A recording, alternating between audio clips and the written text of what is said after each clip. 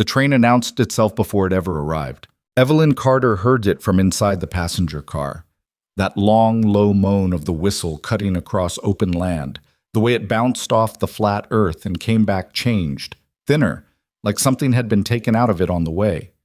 She pressed her palm against the window glass, and the glass was warm from the afternoon sun, even though the air outside would be dry and sharp. She could see the town coming into view. Just a scattering of buildings, really. A main street with false fronts, a water tower leaning slightly to the left, a livery stable with one of its doors hanging open. Willow Creek, Wyoming. Population unknown to her. Geography unknown. Everything unknown, except for the letters she had folded into thirds and kept tucked inside the cover of the only book she'd brought. She had read those letters so many times the folds had gone soft, the ink slightly smeared in places from handling. Roderick Vale's penmanship was precise and upright. She had taken that as a sign of character when she should have taken it as a sign of performance. A man who wrote with that much control over each letter was a man who thought about how he appeared. She hadn't known enough to read it that way then. She did later. But by then the train had already pulled away. Evelyn was 26 years old, which in 1878 put her squarely in the category of women people discussed in careful, pitying tones. She had lost her parents within 6 months of each other. Her father to a fever that swept through their Ohio town. Her mother to what the doctor called a failure of the heart. And what Evelyn privately suspected was simply the inability to continue without him. The house was sold to cover debts. Her mother's sister in Cincinnati had taken her in for 14 months with a generosity that was unmistakably temporary. And so when Evelyn had seen the advertisement in a paper left behind at the dry goods counter, a rancher in Wyoming territory seeking a wife of good character and industrious nature, she had not hesitated long. She wrote. He wrote back. This continued for nearly 4 months. She was not foolish enough to have mistaken the letters for love.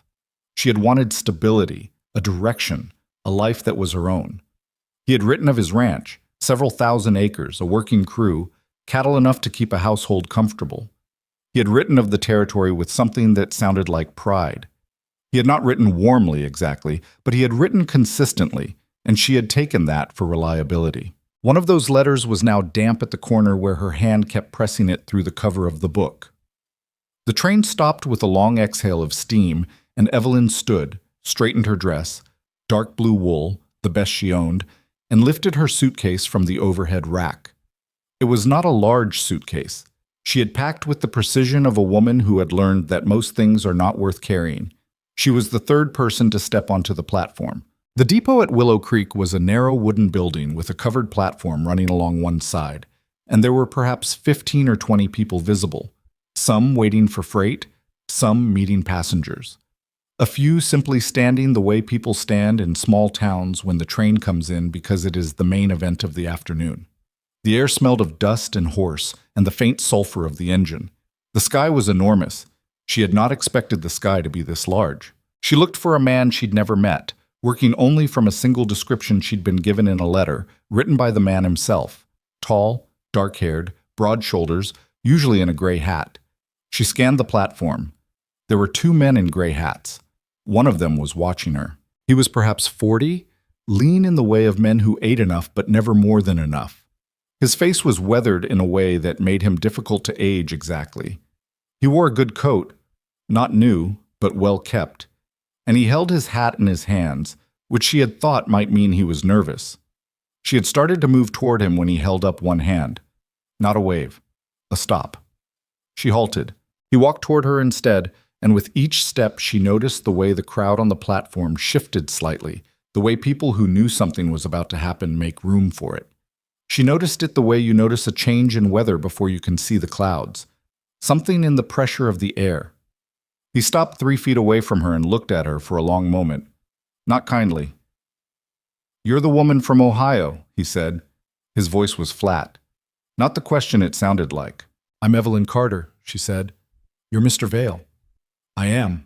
He glanced down at her suitcase, then back up at her face, and something moved behind his eyes. Calculation. Disappointment. She couldn't tell which. Both, maybe. "The photograph you sent," he said.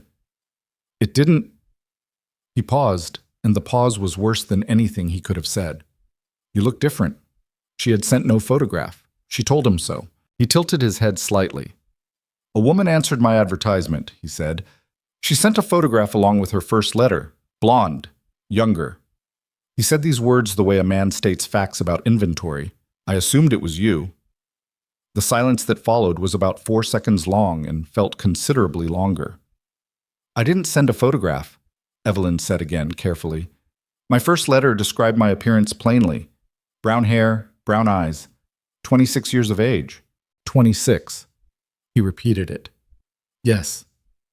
Roderick Vale drew in a slow breath through his nose and looked out over her head at something in the middle distance. Several people on the platform were watching now. Not pretending not to, just watching openly the way people do in small towns where privacy is understood to be a courtesy rather than a right. I think, he said, and his voice was measured, controlled, every word placed like a stone, that we've both been operating under a misunderstanding. Evelyn's hands tightened slightly on the handle of her suitcase. What kind of misunderstanding? He looked back at her then, and there was nothing in his expression that resembled discomfort. He had the face of a man delivering a business decision he'd already made peace with before he spoke it out loud. The arrangement, he said, is not going to suit me. I apologize for your inconvenience. She heard someone on the platform make a small sound. A woman's voice, quickly muffled. I have traveled, Evelyn said, and her voice was steadier than she felt, much steadier than the thing happening in her chest. Over 1,200 miles. I have spent my last $40 on the train ticket and the room I was told I would not need upon arrival. I have given up my position in Cincinnati and packed everything I own into this suitcase. And you are telling me that the arrangement is not going to suit you. He looked at her without flinching. I am. She waited for something else. An explanation. An apology with more weight in it. An acknowledgement that what he was doing had consequences. It didn't come. I see, she said. She didn't move. She wasn't sure where she would move to. Vale turned and walked back toward the main street, and 2 men followed after a beat, the kind of men who make a habit of following. The crowd on the platform found other things to look at. A family near the far end of the building suddenly became interested in their luggage. A man in suspenders turned away to study the train schedule posted on the depot wall. An older woman in a bonnet met Evelyn's eyes for half a second, and her expression was not unkind exactly, but it was also not the expression of someone who intended to do anything. Evelyn stood on the platform of the Willow Creek Depot with her suitcase and her book and the letters folded inside it, and she looked out at this town she had no claim on and no way out of. And she did not cry. She was too dry for it, too emptied out. The feeling was more like the moment after a glass breaks. Not the noise of it, just the aftermath. The shards on the floor, and the question of what to do next. She set her suitcase down and sat on it because there was nowhere else to sit, and she considered her situation with as much clarity as she could manage. She had 40 cents in her coat pocket. She had miscounted earlier, wishful thinking. She knew no one in Willow Creek or in Wyoming Territory. She had no means of telegraphing back to Cincinnati, no connection there worth telegraphing to in any case. The next train west wouldn't come until Thursday. The next train east, she didn't know. The depot clerk, a young man with unfortunate sideburns, caught her eye and looked away quickly, which told her that he had witnessed the whole thing and wanted no part of the aftermath. She thought about what her mother would have said. Her mother had been a practical woman who expressed comfort through the giving of tasks. Well, her mother would have said, "What do you need to do first?" Not "What are your feelings about this?" What do you need to do? What she needed was work. What she needed was a roof for tonight. What she needed was not to let this man, this Roderick Vale, who signed his letters with controlled, deliberate penmanship and felt nothing when he destroyed someone's plans, have the satisfaction of seeing her fall apart on his depot platform. She stood up, picked up her suitcase, and walked to the end of the platform. The main street of Willow Creek ran maybe 4 blocks in either direction, broad enough for 2 wagons to pass each other without trouble, though the dust was thick enough in the ruts to swallow a boot to the ankle. There was a hotel with a sign she could read from the corner. Rooms. 50 cents per night. There was a general store, a land office, a saddle shop, a place that appeared to serve food and whiskey with equal enthusiasm. There were people moving up and down the street, most of them paying her no attention. She went to the hotel first. The woman at the desk was in her 50s, with gray hair pinned up severely and reading glasses pushed high on her nose. "I need a room," Evelyn said. "I don't have 50 cents yet. I need to find work first." The woman studied her over the glasses. "You the one from the train? Veils?" "Yes," Evelyn said, flat, not inviting expansion on that subject. The woman's expression was impossible to read. She had spent too many years watching people come and go through a frontier hotel to register visible surprise at anything. "I can hold a room for you until this evening," she said. "After that, I'll need payment." "Thank you." She tried the general store next. The owner didn't need anyone. The restaurant that served whiskey needed someone to do dishes, but only starting next week. The seamstress had a notice in her window, but had hired someone that morning. Each no was polite. Each no was final. She had been walking for perhaps 40 minutes when she noticed the man. He was standing at the hitching rail outside the feed store, and he had been watching her since she came out of the seamstress's shop. She had the impression he'd been watching longer than that, though she hadn't registered him specifically until now. He was tall, somewhere in his mid-30s, with the build of a man who did hard work without making a point of it. His coat was plain, his hat was brown, and his face was the kind that had been shaped by weather and didn't apologize for it. He wasn't watching her the way some men watched women, not with that particular brand of assessment that felt like inventory. He was watching her the way a man watches something he's trying to decide about. He untied his horse from the rail and walked it toward her, stopping a comfortable distance away. "Miss Carter," he said. She looked at him directly. "You have me at a disadvantage." "Cole Maddox." He didn't offer his hand immediately. "I heard about this morning." "Most of Willow Creek heard about this morning," she said. Something moved across his face that might have been the beginning of a smile if it had gotten there. It didn't. "That's true. Look." He paused, and the pause felt genuine, not calculated. "I have a ranch out north of town, the Double Crown. I've been short a cook since March. The work is hard and the pay is modest, but it's honest work and it's a roof, if you want it." She looked at him for a moment. He met her gaze without performing anything. "Why?" she asked. He seemed to consider the question seriously. "Because you need work, and I need a cook, and it's as simple as that, most days." He paused again. "And because I've seen this before. Vale does this. You're not the first woman he's left standing on that platform." That was not what she'd expected him to say. "How many?" she asked. "You'd be the fourth I know of," he said. "Could be more." The afternoon light was going golden and sideways across the main street of Willow Creek, and Evelyn Carter stood in it with her suitcase in her hand and this stranger with a plain hat and an offer of work, and she thought about what she'd come here looking for. Not a man, not specifically.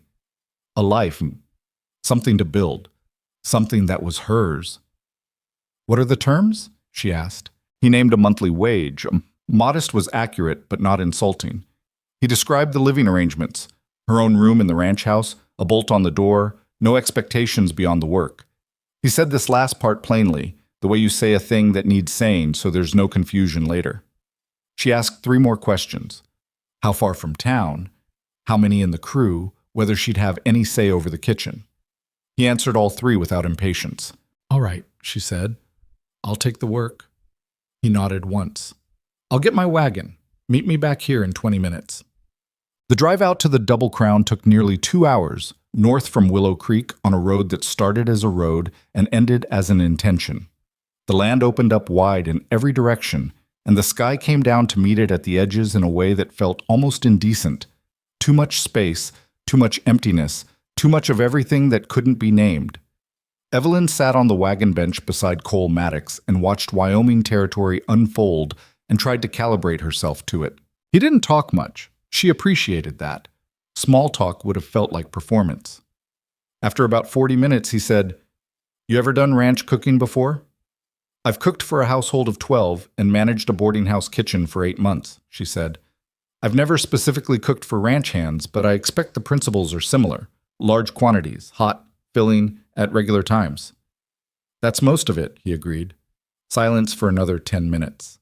"The crew," he said, 6 of them. They're a reasonable group, mostly. Pete Garner's been with me longest, 9 years. He'll give you no trouble. Eddie Doyle can be a handful if he thinks someone's going to let him be one. But he responds to authority well enough when it's consistent. The others, you'll figure out. You run a quiet operation, she said. It wasn't a question. I try to, he said, where loud operations usually mean someone's making money off noise instead of work. She thought about that. You said I'm not the first woman Vales left at that station. He was quiet for a moment, his hand steady on the reins. The horse, a big sorrel, pulled them forward without drama. No, he said. The others. What happened to them? First one, Clara Briggs, went back to Missouri. Second one found work in Cheyenne, last I heard. Third one, a woman named Agnes, married a surveyor out of Fort Laramie. He said these names carefully, like they mattered. I helped where I could. You brought them here? The ones who needed it. She looked at him in profile. The angle of his jaw, the way his eyes held steady on the road ahead. Why do you trouble yourself with Vales discards? The word came out harder than she intended, self-directed rather than accusatory, but he heard it. Because that's not what you are, he said, simply. Not gentle, exactly. Matter of fact. As if the alternative were obviously wrong and didn't require elaboration. She faced front. The wagon rolled through the fading afternoon. The Double Crown Ranch materialized out of the landscape as dusk was coming on, a collection of structures arranged with pragmatic logic rather than beauty, but solid in a way that meant they'd been built to last rather than to impress. The main house was 2 stories, timber and stone, with a covered porch running the full front length. Behind it, a bunkhouse, a barn, 2 smaller outbuildings, a corral with half a dozen horses moving quietly in the last of the light. A man came out of this barn when he heard the wagon. He was broad through the shoulders, maybe 50, with a gray beard trimmed close, and the walk of someone who had learned to economize motion over years of hard ground. Pete Garner, Cole said to her, low, before the man reached them. Pete looked at Evelyn with direct, assessing eyes, not impolite, but not pretending to look at anything else. Miss Carter, he said, tipping his hat, welcome to the Double Crown. Thank you, she said. He took the horse, and Cole showed her through the main house. It was clean.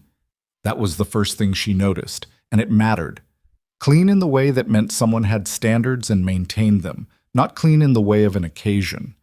The kitchen was at the back, large, with a good iron stove, a work table long enough to work along one side and have room left over, shelves of provisions that were well organized if not lavish. Her room was off a short hallway to the left of the kitchen. Small, but real. A bed with a quilt, a chest of drawers, a window facing east. There was a bolt on the inside of the door, as he'd said. She set her suitcase on the foot of the bed and stood in the room for a moment, alone. 1,200 miles, 40 cents in her pocket.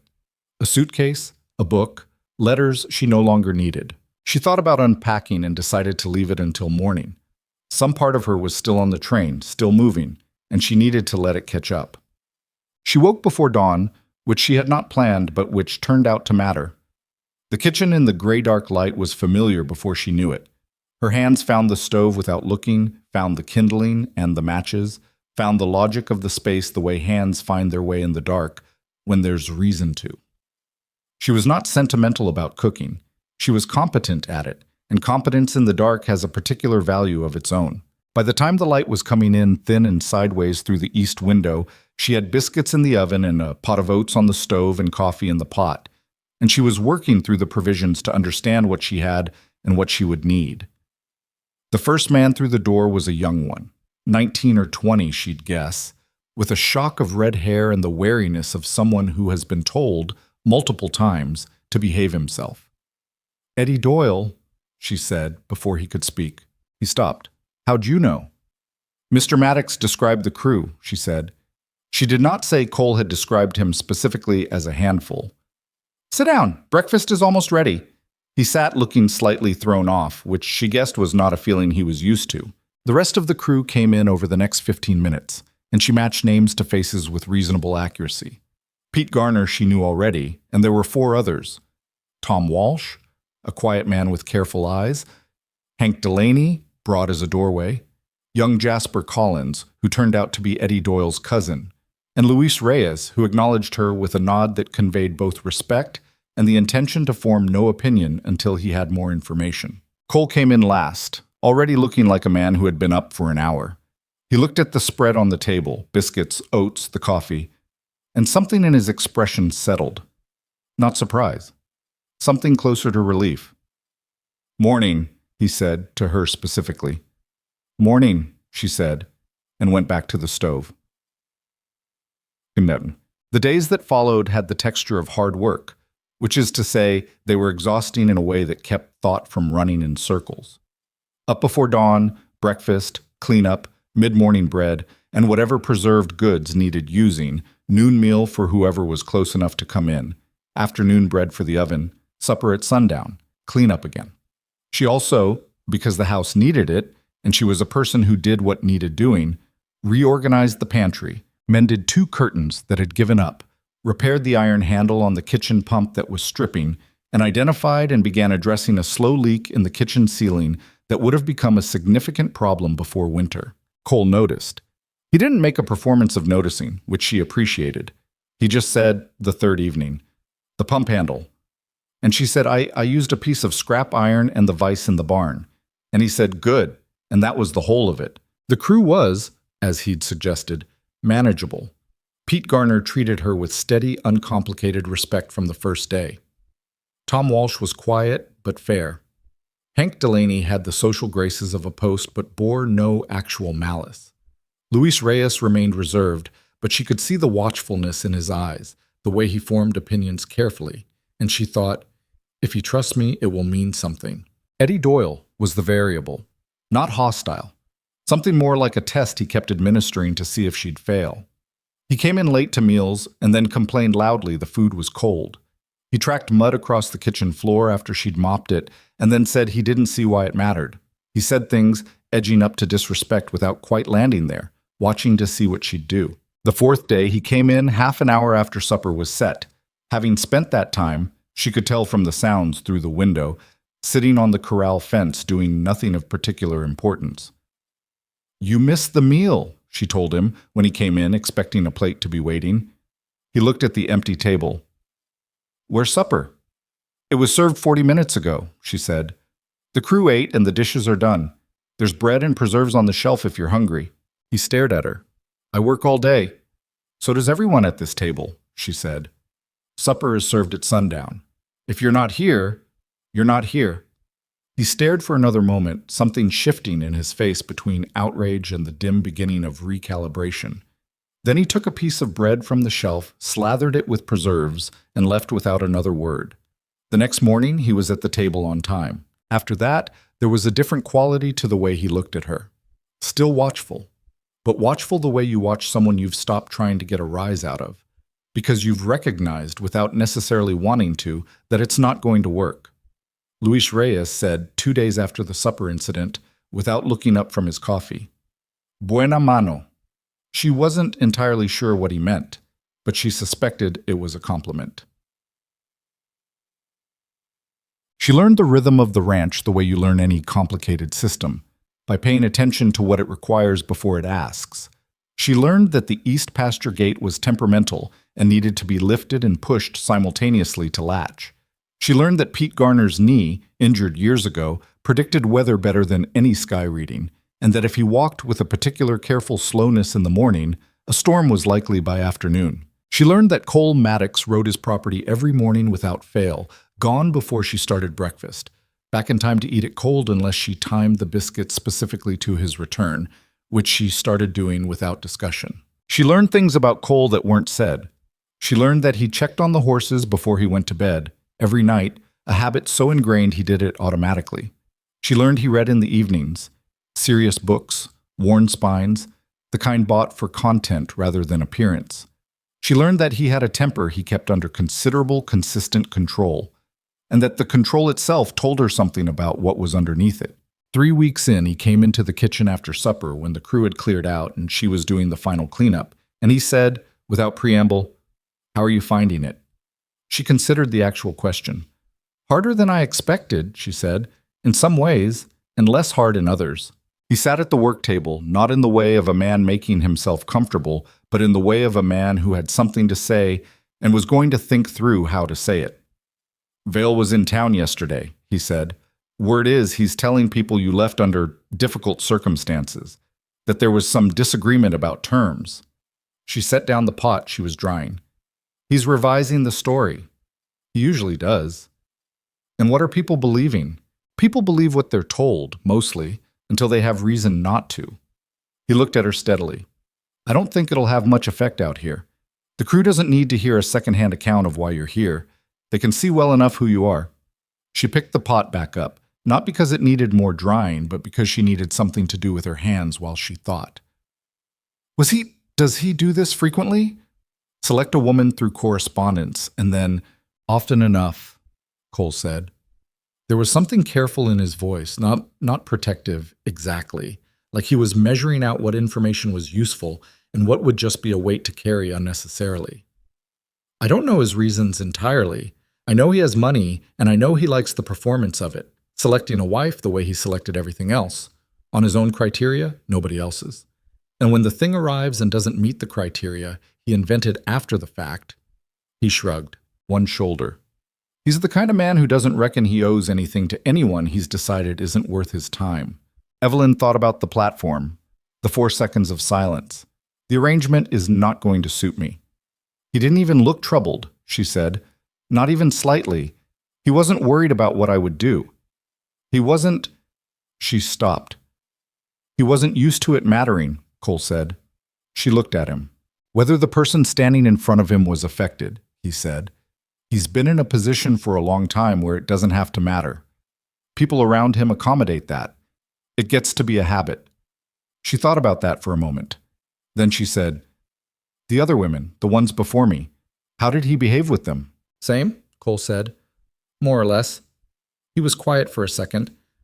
Clara Briggs, the first one, she cried on the platform. He walked away while she was crying, didn't look back. The image of it landed with unexpected weight. And nobody... She stopped herself. Nobody did much, he said. And there was something in his voice that was not quite anger and not quite regret, but lived in the territory between them. Including me, that first time. I saw it happening and I didn't go over right away. I went and got my horse. He looked at his hands flat on the work table. By the time I got back, she'd made her own arrangement for the night. I offered work and she took it, but he didn't finish the sentence. I went faster the next time. She hadn't expected that. The admission, the specific weight he still carried in it. You were faster this time, she said. I was watching for it, he said simply. He had a woman coming in. I'd heard about it from the station master. I was already there when the train came. She stood for a moment thinking about this man who had positioned himself at a train station against the possibility of someone else's humiliation, and how ordinary he made it sound, how absent of performance. Mr. Maddox, she said. Cole, he said. Cole. She tested it once, let it settle. Thank you. Not for the work, or not only for that, for coming over when you did. He nodded once. Get some sleep, he said, not unkindly. Pete thinks there's weather coming. She looked out the window at the clear night sky. His knee? He almost smiled that time. His knee. Teat. The weather Pete's knee had predicted arrived on a Thursday, early, before the crew was fully out for the day. A cold front that dropped in from the north with genuine conviction, driving rain first and then sleet, turning the yard to a pale mud ice slick by noon. 3 of the men were out in the east pasture moving cattle to a sheltered draw before it hit, and they came in hours later with the specific misery of men who have been wet and cold for too long and know that the work is still only half done. Evelyn had seen it coming. She had put a second pot of coffee on at mid-morning and had a pot of stew going by 11, enough for double servings, and she had dragged 2 extra chairs close to the stove without being asked. So the coldest of the men had somewhere to be near heat while they ate. Pete came in first and stopped in the kitchen doorway, dripping. Kitchen's dry, she said. Hang your coat on the peg. Stew's ready. He looked at the chairs near the stove and back at her, and his face did something brief and expressive that he shut down almost immediately, but she caught it. Cole came in last, as he usually did, making sure the others were in before himself. He was soaked through his coat and his hat was dark with wet. And he stood in the kitchen doorway for a moment, taking in the stove and the stew and the dry air with an expression she was starting to be able to read. The specific look of a man who has braced for something being worse than it is. "Sit," she said. "Coffee's hot." He sat. She brought him a cup and didn't make anything of it, which seemed to be what was required. The 6 men crowded into the kitchen and ate with the particular appetite of people who have been cold and working, and the sound of the sleet against the windows was just background noise against the warmth of the stove, and Evelyn moved back and forth from stove to table without thinking much about it, just doing what the situation required. Halfway through the meal, Eddie Doyle looked up from his bowl and said, apparently to no one in particular, "This is the best thing I've eaten since February." There was a brief silence. "Don't oversell it," Luis Reyes said without inflecting. "It's stew." "It's good stew," Eddie said. "It's very good stew," Tom Walsh said quietly, which was notable because Tom Walsh said approximately 12 words per day, and this used up a significant portion of that allotment. Cole caught her eye across the room. She looked back at him. Nothing was said. But something passed between them in that look that was not nothing. A small acknowledgement. A thread. She went back to the stove. Well, in the evenings, after supper, the crew played cards or mended equipment, or simply sat. Evelyn usually cleaned up and then went to her room, where she read or wrote in the journal she had started keeping. Not letters, no one to write to, just the accumulation of days, the record of a life that was beginning to feel, strangely, more genuinely hers than any life she had tried to construct before. But some evenings she stayed. She wasn't sure exactly when this started happening. It was gradual, the way most changes are. She would finish cleanup and then drift to the table where the cards were, watching for a while before someone dealt her in. Or she would sit near the fire with her book, and the presence of other people nearby was a different kind of company than solitude. Not better or worse, exactly, but different. Cole read in the evenings too, in a chair near the window, and their reading coexisted without comment. One night she glanced up and found him watching her, not with any particular hunger, but with the attentiveness of someone who is thinking about something. He looked back at his book before she could decide what to do with the moment. She didn't sleep especially well that night, but not for a bad reason. One evening, about 5 weeks in, she heard him on the porch after everyone else had gone to bed. The particular sound of someone sitting and not moving. And she thought about going in, which she always did, and then made a different choice.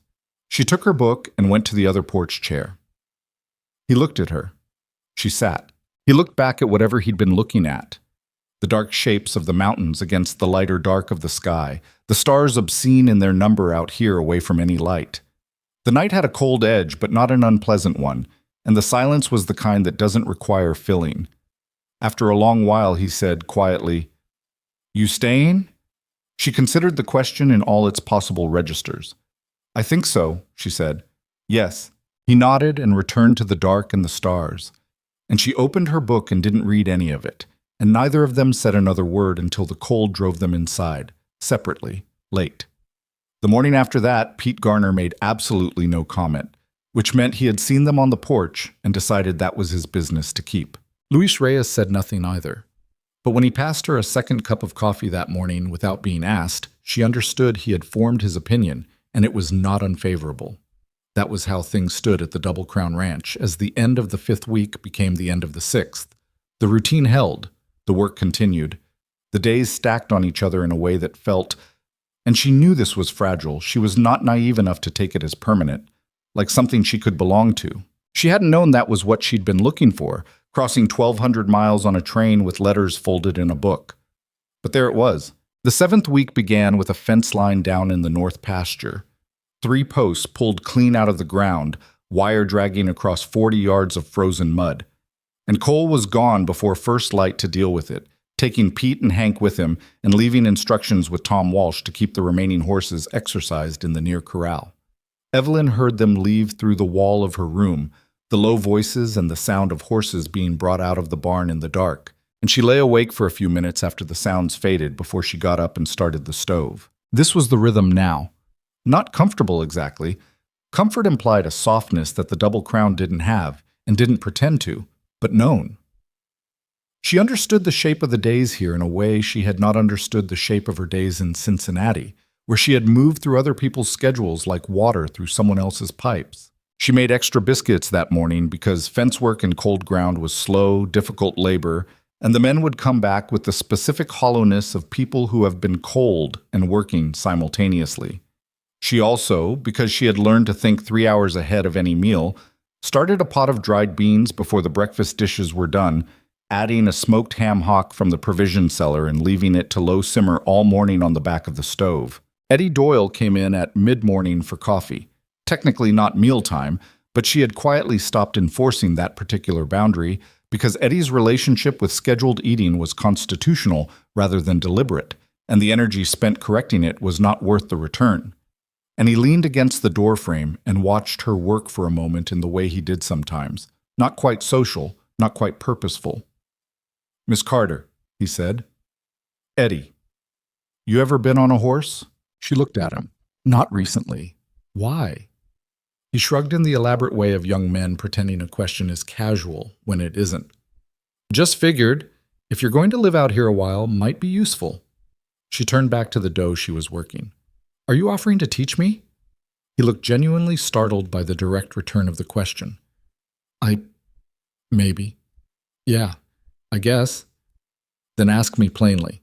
He straightened slightly, recalibrated. "Would you want to learn to ride?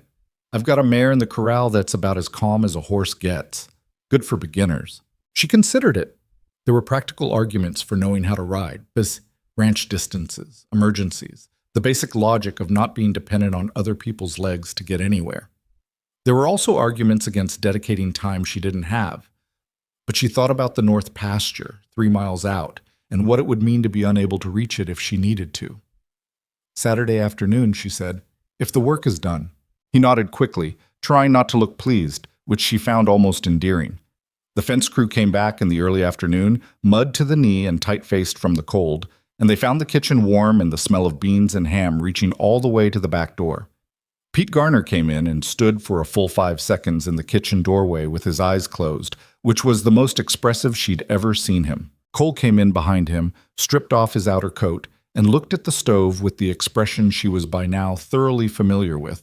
The settling, the release of something braced. He said nothing specific, and she didn't need him to. He sat, she brought coffee, and for a while the only sounds were spoons and the fire and the wind that had started up outside, which Pete predicted would bring more sleet by morning. Pete's knee was almost always right. She had started keeping a weather log, partly because it was useful, and partly because it gave her something to do with the data Pete's body kept generating. She had it in a small notebook in the kitchen drawer, and she was beginning to understand patterns. The way wind direction on Tuesday predicted precipitation by Thursday. The correlation between certain smells in the morning air and afternoon temperature drops. She was not a superstitious woman, and she didn't attribute any of this to anything beyond physics, but the information was useful, and she liked having it. Cole noticed the notebook about a week after she started it. He picked it up off the table one evening without asking, which she would have minded from anyone else, and paged through it with genuine interest. "Where'd you learn this?" he asked. "I'm learning it now," she said, "from Pete's knee and paying attention." He set it back down. Do you mind if I copy some of these dates? Cross-reference with the stock records." "You can use the notebook itself," she said. "I'll make a copy." He looked at her. "That's a lot of extra work." "It would be more useful in one place," she said. "Your records and mine together. I could help you keep them." Something moved in his face. "You'd want to do that?" "I'd want to do it if it's useful," she said, which was how she felt about most things she chose to do, not out of sentiment, out of the practical satisfaction of making something work better. He said he'd think about it, which turned out to mean he came back the next evening with his stock ledger and a request that she not reorganize his system entirely, just supplement it, and they spent 2 hours at the kitchen table working out how the 2 sets of records could be merged without losing either logic. He wrote with the same careful hand she'd imagined from his previous records, nothing like Vale's controlled performance, but deliberate in a different way, the handwriting of a man who meant what he wrote. She caught herself looking at his hands and returned to the page. They did this 3 more evenings that week. Pete Garner walked through the kitchen on the second evening, saw the 2 of them at the table with open books between them, made absolutely no comment, and got himself a cup of coffee and left again. Luis Reyes, from his position near the fire in the next room, said nothing either, but she heard him quietly win a hand of cards that he had been about to lose, which struck her as unrelated but somehow connected in the way things sometimes are. Saturday arrived with a cold, clear morning that became a reasonably warm afternoon, and Eddie Doyle appeared at the kitchen door after the noon meal, looking like he'd forgotten he'd made the offer, and was hoping she had too. She hadn't. "The mare," she said. "Her name?" "Clover," he said, looking resigned to having done a decent thing. Clover was a bay with a white sock on her left front leg, and the patient, deep eye of a horse that has had years of experience with human uncertainty. She stood at the fence while Eddie demonstrated the saddle, the correct grip, the logic of how weight and leg position communicated intention to an animal. Evelyn listened without interrupting, which seemed to genuinely unsettle Eddie, who had prepared for questions. "Right," he said when he'd run out of instruction. "Up you go then.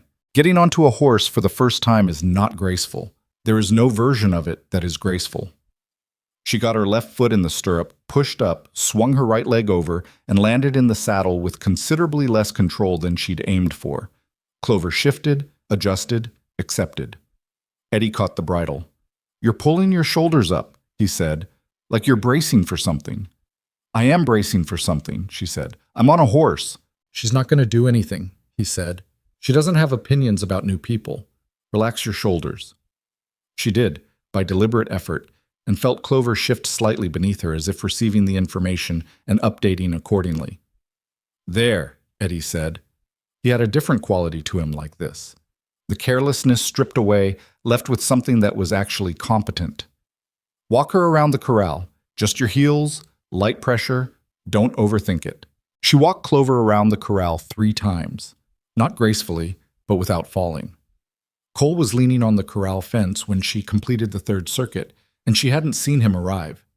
He was watching with the still, attentive quality he brought to things he found interesting, and when she came to a stop near where he stood, he said, "Good balance." "I nearly fell off twice," she said. "I know," he said, "but you corrected each time." She looked at him for a moment. "You were watching the whole time." "Just the last circuit," he said, but his expression said something slightly different. She handed the reins back to Eddie and climbed down. That part was equally ungainly, and brushed the horse smell off her dress, which was not going to entirely work. "Same time next week?" Eddie asked, in the careful tone of someone who had enjoyed himself more than expected and wasn't sure what to do with that. "Same time next week," she confirmed.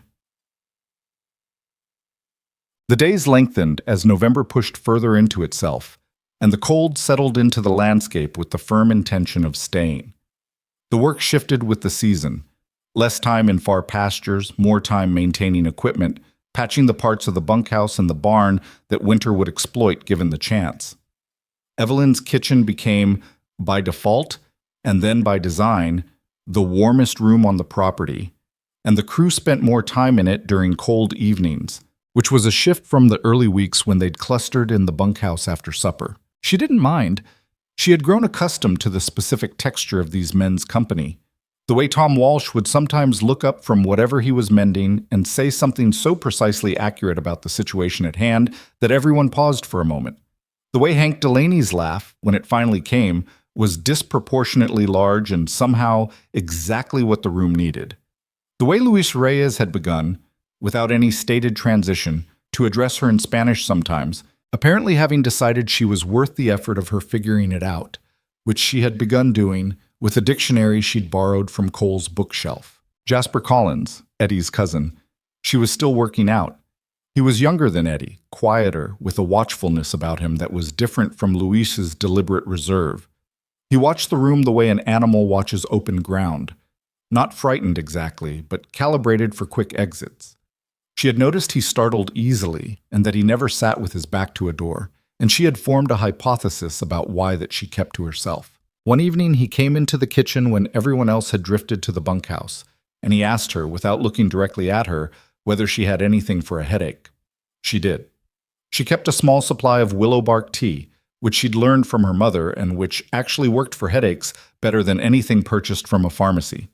She made him a cup without comment and set it in front of him and went back to what she was doing. He sat and drank it in silence. After a while, he said, to the cup, "My brother got killed in Kansas 2 years ago." She didn't turn around. She had learned from the various boarders and household members she'd lived with over the years that some things are said to a person's back rather than their face because the face makes it too real. "I'm sorry," she said, and meant it without elaboration. It was an accident, or close enough."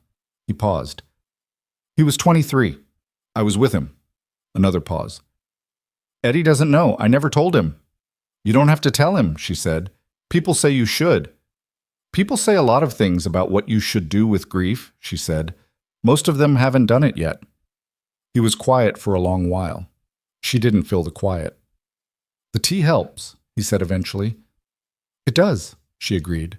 He left 5 minutes later, and the next morning, he met her eyes at the breakfast table for the first time since she'd arrived.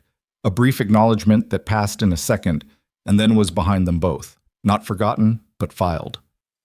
Cole found her that same evening after the kitchen was clean, standing in the cold on the back step looking at the sky, which was showing off with more stars than usual. "Jasper come to you tonight?" he asked. "Yes." He was quiet for a moment. "He has a hard time in winter, the dark." "I noticed," she said. "He's a good hand," Cole said.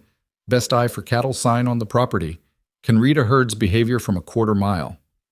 He said this in the tone of someone stating value where it might not be obvious, which she appreciated. "I know he's good at his work," she said. "He doesn't need me to know that. He needs the tea." Cole looked at the sky with her. The cold came off him in the particular way it comes off people who have been outside in it for hours. Not unpleasant, just present. "You're good with them," he said. Not a compliment exactly, more like a notation. "I grew up managing people who needed managing without knowing it," she said. "Boarding house, my aunt's household. You learn to read what someone needs before they can say it." "Where's your family now?" "Gone," she said. "Both of them. 3 years ago, 18 months apart." He absorbed this. "And before you came here?" "Cincinnati." "My aunt's house. She was kind, in the way people are kind when kindness is also necessary.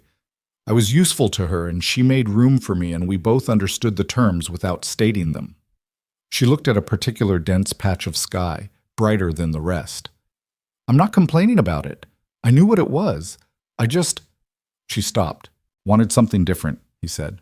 "Wanted something mine," she said, "which is not the same thing." He looked at her then, and she felt it without looking back. The quality of his attention, which had a particular weight. He was a man who looked at things directly and meant it when he did. "That makes sense," he said, which was possibly the most adequate response he could have given. She went back inside shortly after, because the cold was becoming less atmospheric and more genuinely uncomfortable. But she thought about that conversation for the next several days. The specific way he had said that makes sense, not "I understand" or "of course," which would have been performance. Just, that makes sense. As if her wanting something that belonged to her was a rational position requiring no further explanation. The trip to town came on a Friday, near the end of November. Cole had supplies to collect and a land document to sign at the title office, and he asked if she needed anything from the general store, which she did. She made a list, handed it to him, and then he said, without particular emphasis, "You could come if you wanted." She looked at him. "Stretch your legs," he said. "You haven't been off the property in 7 weeks." She hadn't thought about it, but he was right. She came. Willow Creek had a different quality in late November. Less of the heat-soaked dust of early fall, the town pulled in on itself slightly against the cold, the wide main street looking wider for the fewer people on it. She walked with Cole to the general store and gave her list to the proprietor, a man named Gustafson, who had the bewildered benevolence of someone constantly surprised that his business had survived this long. While she waited for the order to be assembled, she became aware that she was being looked at. Not hostilely, mostly, small-town looking, the kind that is less about judgment and more about information, the gathering of updates to be discussed later with people who weren't there. She was Cole Maddox's cook, and people knew the story of how she'd come to be that, and they were looking at her to see what a woman looks like after 7 weeks in that situation. She looked back steadily and without aggression, which was all you could do with that kind of looking. One woman, though, crossed the store to speak to her directly. She was perhaps 50, with the look of someone who had done hard work for a long time and not been diminished by it. She introduced herself as Margaret Holt, wife of the Willow Creek postmaster. "You're the woman who came in on the September train," she said. "I am," Evelyn said. "I saw what happened," Margaret said, without softening it. "I was on the platform. I should have come over and I didn't, and I've been bothered by that since." Evelyn looked at her. "There wasn't much to do." "There was," Margaret said. "There was something. I could have come over." She paused. "I'm sorry I didn't." It was such a direct, unembellished apology that Evelyn felt it land differently than she expected. No explanation of why she hadn't, no request for absolution, just the bare statement of the thing. "I appreciate you saying so," Evelyn said. Margaret Holt looked at her with assessment that was not unfriendly. "You're managing at the Double Crown?" "I am. Cole's a straight man," Margaret said. "Difficult in his way, but straight." She said this like she was imparting information she considered relevant, which she apparently was. "His father was too. Stubborn family." "I've noticed the stubbornness," Evelyn said. Margaret almost smiled. "He'll drive you halfway to distraction sometimes. But he means what he says, and he doesn't say what he doesn't mean, which puts him well ahead of most." She picked up the items she'd set on the counter during this exchange and prepared to leave, then stopped. "If you're ever in town and need anything, my husband's office is next to the post office. I'm there most days." Evelyn thanked her and watched her go and thought about what it might mean to have one person in this town who knew what had happened and had thought about their own part in it afterward. Cole reappeared at the store door and looked at her. "Ready?" "Nearly." The ride back out to the ranch was made in the long slant of late afternoon, the sky going pink and gold at the western edges, the Double Crown appearing on the horizon in pieces. The water tower first, then the barn roof, then the house itself. She had watched it appear this way on their first drive out, and she had felt then the particular anxiety of a place that was not yet hers. She did not feel that now. What she felt was harder to name. Not ownership. The ranch was not hers. Not simply familiarity. Something closer to the way a room becomes your room, not when you move your things into it, but when you begin to arrange your thoughts inside it. "Margaret Holt apologized to me in the store," she said, as they turned into the ranch road. Cole was quiet for a moment. "She would," he said. "She's a woman who thinks about what she should have done." "More people should be. More people should be," he agreed. Ebat. It was on the second Friday of December that Evelyn heard the name Vale in a context she hadn't expected. Pete Garner came in from a trip to the eastern boundary with the look she'd learned to associate with news he hadn't decided how to deliver yet. A particular set around his eyes, something held back. He sat at the kitchen table and accepted the coffee she set in front of him and was quiet for a minute longer than usual. "Just say it," she said. He looked at her with something like respect for the directness. "Vale's been buying up land along the South Fork," he said. 3 parcels in the last 6 weeks. 2 of them were families who've been here since before the territory, the Delacroix family and the Fenner operation. She set down her cup. "Buying how? That's the question." He wrapped both hands around his own cup. "The Fenners, I know Jim Fenner, known him 15 years. They sold, but Jim doesn't talk about it the way a man talks when he's gotten a fair price for something. He talks about it the way a man talks when something happened and the sale was the end of it, not the thing itself." "Pressure," she said. "Something that looks like pressure," Pete said, "or looks like bad luck that arrived too convenient." He looked into his coffee. "Their water source dried up in October. Worst time of year for it. Jim says it just went dry. Happens sometimes. But the Delacroix had a barn fire in September, and they're not careless people, and—" He shrugged the single shoulder shrug she'd adopted as the ranch's characteristic expression of uncomfortable information. "And then Vale offered to buy," she said. "At below market prices," Pete said.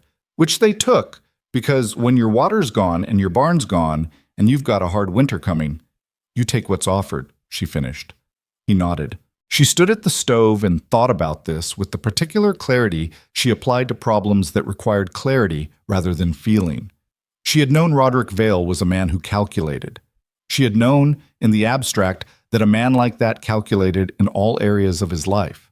She had not thought specifically about what that meant for the people around him who had things he wanted. "Does Cole know?" she asked. "I'm telling him when he's back from the South pasture," Pete said. I don't know. Wanted to think through it first." He looked at her. "You're easier to think out loud around than most." She accepted this without comment because it was clearly not meant as a compliment exactly, more as a statement of preference that surprised the man making it. Cole came in as dusk was settling, and Pete told him what he'd told her, and Cole listened without interrupting, which was his way with information he intended to do something with. When Pete finished, Cole was quiet for a moment. "The Fenner water," he said. "Where did it run?" "Off the ridge. Same source that feeds the South Fork." "And the South Fork runs through what?" "Cuts across the edge of the Elmore parcel, then the Fenner line, then—" Pete stopped. "Then down past the Claiborne place, and eventually to our eastern draw." Cole looked at Pete. "Somebody blocked it." "That's what I think," Pete said. The silence in the kitchen was different then. Not the comfortable silence of evening, something with more weight in it. "Vale wants the South Fork," Cole said. "He wants the water rights. If he's got the land along both banks, he controls who gets water and who doesn't." Cole's voice was even, which she had come to understand was the register he used when he was thinking about something he found genuinely dangerous. Not loud, precise. "He's building something." "A monopoly on water out here," she said, because it was the obvious conclusion, and she saw no point in waiting for it to be spoken. Both men looked at her. "If you control the water source in dry territory," she said, "you control who can survive on the land around it. Everyone dependent on that water either sells to you or pays whatever you charge for access, or they leave." Cole was quiet for another moment. Then, "Yes." Pete looked between them. "What do we do about it?" "For now, we document what we know," Cole said. "Dates, prices, names, everything Pete just told me. Get it written down with as much detail as you remember." He looked at Evelyn. "You've been keeping records." "I'll start a separate record," she said. "If you think it's going to matter." "I think it's going to matter," he said. She got the notebook. They spent 2 hours that evening reconstructing what Pete knew. Dates, parcel descriptions, the names of the families, the sequence of the bad luck that preceded each sale. Cole added what he'd heard in town over the past months, things that had seemed incidental before they were in context with each other. Evelyn wrote it out in order, with dates where they had them and estimated dates where they didn't. And she wrote with the careful hand of a woman who understood that a document's value depends entirely on how readable it is to a stranger. When they finished, Cole sat back and looked at what they'd produced, and she could see him calibrating what they had against what it would take to mean something, the distance between those 2 points. "It's not enough yet," he said. "No," she agreed, "but it's a start." She added that notebook to the kitchen drawer with the weather log, and she thought about Roderick Vale in his office somewhere in Willow Creek, writing with his precise, controlled hand, and she thought, he has been doing this for a long time and no one has written anything down. That was going to change. December moved forward with the kind of cold that has opinions about it, not just temperature, but intention. The kind that found every gap in the barn wall and made its presence known through floorboards and window frames and the particular creak of rafters settling in the night.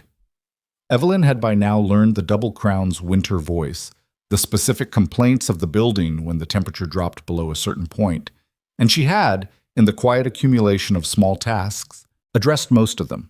She packed the window frames with the materials available, she identified the 3 places in the kitchen floor where cold air moved with conviction, and laid down strips of oiled cloth she made from feed sacks. And she showed Jasper Collins how to do the same for the bunkhouse, because his hands were steadier than Eddie's for the fine work of it. The writing lessons continued every Saturday. She was by December's second week competent enough to take Clover around the property at a walk without Eddie present, which she did once, alone, out the gate, and along the fence line for half a mile and back. The landscape was different from horseback. The land made more sense when you were at that height and that speed, the distances more honest than they appeared from a wagon seat. Cole saw her coming back in and met her at the gate. He said nothing for a moment, just watched her dismount.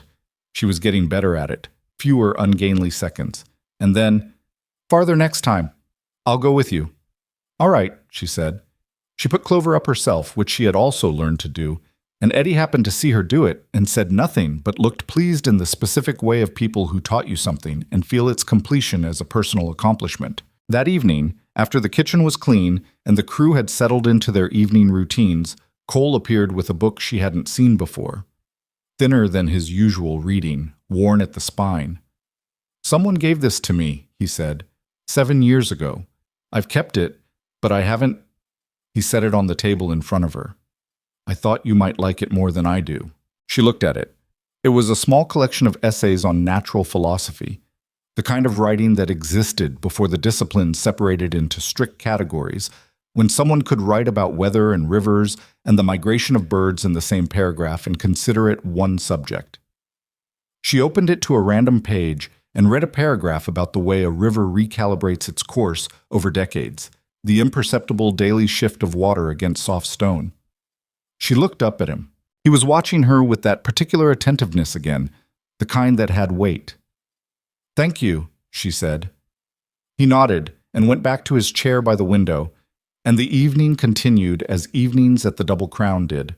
The fire, the lamp, the wind outside doing its winter work, the quiet company of a man who didn't fill silence unnecessarily, and a woman who had stopped needing it filled. She read until her eyes began to protest the lamplight, and when she got up to go to her room, she paused at the kitchen door and said, "Good night, Cole." He said, "Good night, Evelyn." And she went down the short hallway to her room and sat on the edge of her bed in the dark for a minute before lighting her lamp. 7 weeks ago, she had sat on this same edge of this same bed and thought about what she'd lost. She thought about it differently now. Not loss and replacement. Something harder to name than that. The way a river recalibrates its course over decades, finding its way not back to where it started, but forward to where the landscape opens up. She lit the lamp and opened the book again and read until sleep came for her, slow and honest, like everything else out here. The notebook in the kitchen drawer grew thicker through December. Evelyn added to it whenever Pete brought back information from his trips to the boundary lines. Whenever Cole returned from town with something new that fit the pattern. Whenever Luis Reyes, who had a quiet network of contacts among the ranch hands and small farmers of the territory that he never explained and she never asked about, passed along something he'd heard at the feed store or the livery or a neighbor's fence line. She wrote it all down with dates and sources and the quality of each piece of information, confirmed, reported, inferred. She had learned this discipline from the boarding house accounts she'd kept in Ohio, where the difference between a confirmed transaction and a rumored one could mean the difference between a functional ledger and a useless one. By mid-December, what they had was a timeline. September, Delacroix barn fire. October, Fenner water source blocked. October, 3rd week. Vale's representative, a lawyer from Cheyenne named Aldous Marsh, approached both families within 10 days of each other. November, 1st week. Both properties transferred. November through December, 2 additional parcels along the South Fork under pressure, not yet sold, families holding out. The 2 families still holding were the Claibornes, who ran a modest cattle operation and had 2 sons old enough to work the land, and a widow named Frances Greer, who had taken over her husband's quarter section when he died of a snakebite 3 summers ago and had been running it alone since, assisted by 1 hired hand and what appeared to be sheer determination. Cole had ridden out to both properties in the 3rd week of November, not to offer anything specific yet, but to make sure they knew someone else was aware of what was happening around them. He came back from the Claiborne visit quiet, in a particular way that meant he'd seen something that bothered him, but hadn't fully formed what to do about it. From Frances Greer's place, he came back with the look of a man who had been impressed in spite of himself. "She knows exactly what Vale wants," he told Evelyn that evening.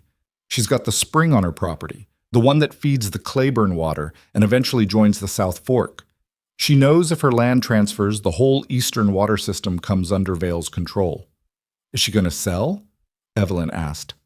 "She said she'd burn the spring before she'd sell it to him," Cole said. Evelyn thought about that for a moment. "Do you believe her?" "Yes," he said without hesitation. "Then Vale will try something else." He looked at her. "Yes," he said again. They were quiet for a while, both of them at the kitchen table with the notebook open between them. The stove made its specific December sounds, the metal working against the cold, the wood settling into heat. And outside, the wind was doing nothing gentle. "What does Marsh look like?" Evelyn asked. The lawyer. Cole described him. 50s, slight build, always in a black coat that was too good for the territory, the careful eyes of a man whose business was finding the exact legal edge of a thing and standing just inside it. She wrote this down too. I want to go to town, she said. I want to see Vale's land office. Cole looked at her. Why specifically? Because land transfers are public record, she said. Filed documents.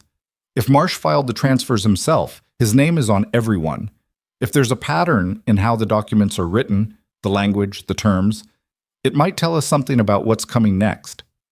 He was quiet for a moment. You know how to read land documents? I know how to read documents, she said. I kept the accounts for a boarding house for 8 months and managed the estate filing when both my parents died. I've seen enough legal documents to know when something in them is constructed carefully to obscure what it actually says. He looked at her with the expression she'd come to think of as his recalibration face, when he was adjusting his estimate of something upward. Friday, he said. We'll go Friday. They went Friday, in a cold that had serious intentions. The land title office in Willow Creek was a single room attached to the side of the territorial courthouse, managed by a clerk named Henderson, who had the defensive energy of a man who guarded access to information as if the information were personally his. He was polite enough when Cole asked to review recent filings for the South Fork parcels, but he moved slowly and set the ledgers on the counter with a specific quality of reluctance that meant he would be watching everything they did with them. Evelyn read quickly and wrote down what she needed. The documents for the Delacroix and Fenner transfers were standard in form, but peculiar in one specific detail. Both included a water rights clause that was written in language sufficiently technical that it would not be obvious to someone reading a standard land transfer what was actually being transferred. The parcel itself, yes, but also, buried in the 4th paragraph of a 7-paragraph clause, the rights to any subsurface water source originating on or passing through the property. Subsurface water, including, she noted, water that ran underground from one property to an adjacent one. She wrote this down carefully and then looked at the transfer for the Delacroix property again. The same clause, the same language, word for word. Boilerplate, she said quietly to Cole, who was reading over her shoulder. He's using the same language in every transfer, which means Marsh wrote it once, at the beginning, and has been inserting it into each document since. He has a plan that was written before the first property was acquired. Cole said nothing, but she felt him still beside her. If Frances Greer sells, she said, keeping her voice low and even, and that clause is in her transfer document, which it will be, Vale doesn't just get her land, he gets the legal right to any water that passes through her property, which is the spring. Which means he controls the source, Cole said. And everything downstream, she said, including your eastern draw. Henderson, from behind the counter, cleared his throat. She closed the ledger and handed it back to him with a pleasant expression. Outside, on the main street of Willow Creek in the cold December air, Cole stood for a moment looking at nothing in particular. She had seen this look before, the look of someone running calculations that have serious outcomes. He's been planning this for at least a year, Cole said, possibly longer. The language in the clause is too refined, she said. That took time to construct. He didn't write that in response to opportunity. He wrote it in anticipation. They walked back toward where the wagon was hitched, and she was thinking hard and not watching the street with the attention she usually gave it, which was why she was almost to the wagon before she registered that Roderick Vale was standing outside the land office they'd just come from, watching them. He was perhaps 40 yards away. She became aware of him the way you become aware of something at the edge of your vision, not seeing it directly, but registering the fact of it. She did not look at him directly. She kept walking. Cole saw him at almost the same moment. The two men looked at each other across the distance of the main street. Vale's expression was the same one she'd seen on the platform. Controlled, assessing, the face of a man who regarded other people as factors in his calculations. He let his gaze move to Evelyn, briefly, and something shifted in it that she couldn't name but that she felt in the back of her neck. Then he turned and went back into the land office. Cole helped her up into the wagon without speaking. They were most of the way back to the ranch before either of them said anything. He knows we were looking at the records, she said. He'll know within the hour, Cole said. Henderson will tell someone and someone will tell someone. Does it change what we do? No, he said. It changes how fast we need to do it.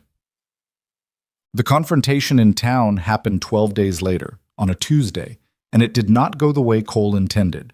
He had gone to Willow Creek for supplies, a routine trip, nothing specific about it, and Evelyn had stayed at the ranch because there was bread rising and the east pasture gate needed its seasonal adjustment, and she was in the middle of adding to the notebook. Pete had gone with Cole, and Luis and Tom were in the far pasture, and it was just Eddie and Jasper and Hank on the property when the rider came in from the north at mid-morning. She heard the horse and went to the front porch. The rider was a young man she didn't know, maybe 17, with the look of someone who has been given an urgent message and is uncertain of its importance. "Miss Carter?" he said. "Yes." "There's trouble in town. Mr. Garner said to come get you." She was in the wagon with Eddie driving before she had finished thinking through what the message meant. What she found, when they reached the main street of Willow Creek, was the aftermath of a confrontation rather than the confrontation itself. Cole was standing outside the Willow Creek Hotel, and Vale was nowhere visible, and Pete was standing 3 feet to Cole's left in the posture of a man who has just physically interposed himself between two people and is still oriented for the possibility of needing to do it again. A dozen people were on the street or pressed to windows. Cole had blood on his knuckles. She climbed down from the wagon and walked to him directly. His face was the controlled face, the even register, but underneath it she could see what the control was working to contain. Not anger exactly, something with more edges than anger. "What happened?" she said. Pete answered because Cole was doing the work of not speaking until he could speak without the edges showing. "Vale came out of the hotel while we were loading supplies. Said something about—" Pete glanced at her. "Said something about the kind of woman a man like Maddox could attract, given what she'd already proven herself to be." She looked at Cole's knuckles. "You hit him," she said. "Once," Cole said. "Where is he now?" "Inside," Pete said, "with 2 of his men. He's not injured significantly. He's angry." A pause. "He said something about a complaint to the sheriff." She stood on the main street of Willow Creek and looked at Cole Maddox's hand and thought about several things simultaneously. That what he'd done was not wise. That she understood exactly why he'd done it. That Vale would use this in whatever way served him best.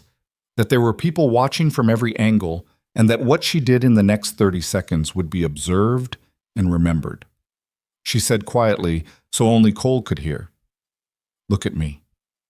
He looked at her. "Are you done?" she asked. "Yes," he said. "Then we're going to load the rest of the supplies and go home," she said. "And we're going to let him file whatever complaint he's going to file, and we're going to have our records in order when he does." Something in Cole's face shifted. The controlled expression softened by a degree, then locked back in. "He said—" "I know what he said," she said. "And I know why you did what you did. But he wants us to react. He wants us on our heels instead of thinking clearly." She held his gaze. "We don't give him that." Pete Garner, behind Cole, made a sound that was not a word but communicated approval. Cole was quiet for a moment. Then he nodded. They loaded the supplies and left Willow Creek without further incident, though she was aware of Vale's presence behind a window of the hotel as they pulled out. And she did not look at him, and she made a point of not looking at him, and she thought he probably registered that with the same precision he registered everything. On the ride back, after a long silence, Cole said, "I'm not sorry." "I didn't ask you to be," she said, "but you think it was a mistake." She considered how honest to be. Then, "I think it gave him something he can use and it didn't give us anything, but I also think—" She stopped. "What?" "I think it probably needed to happen," she said.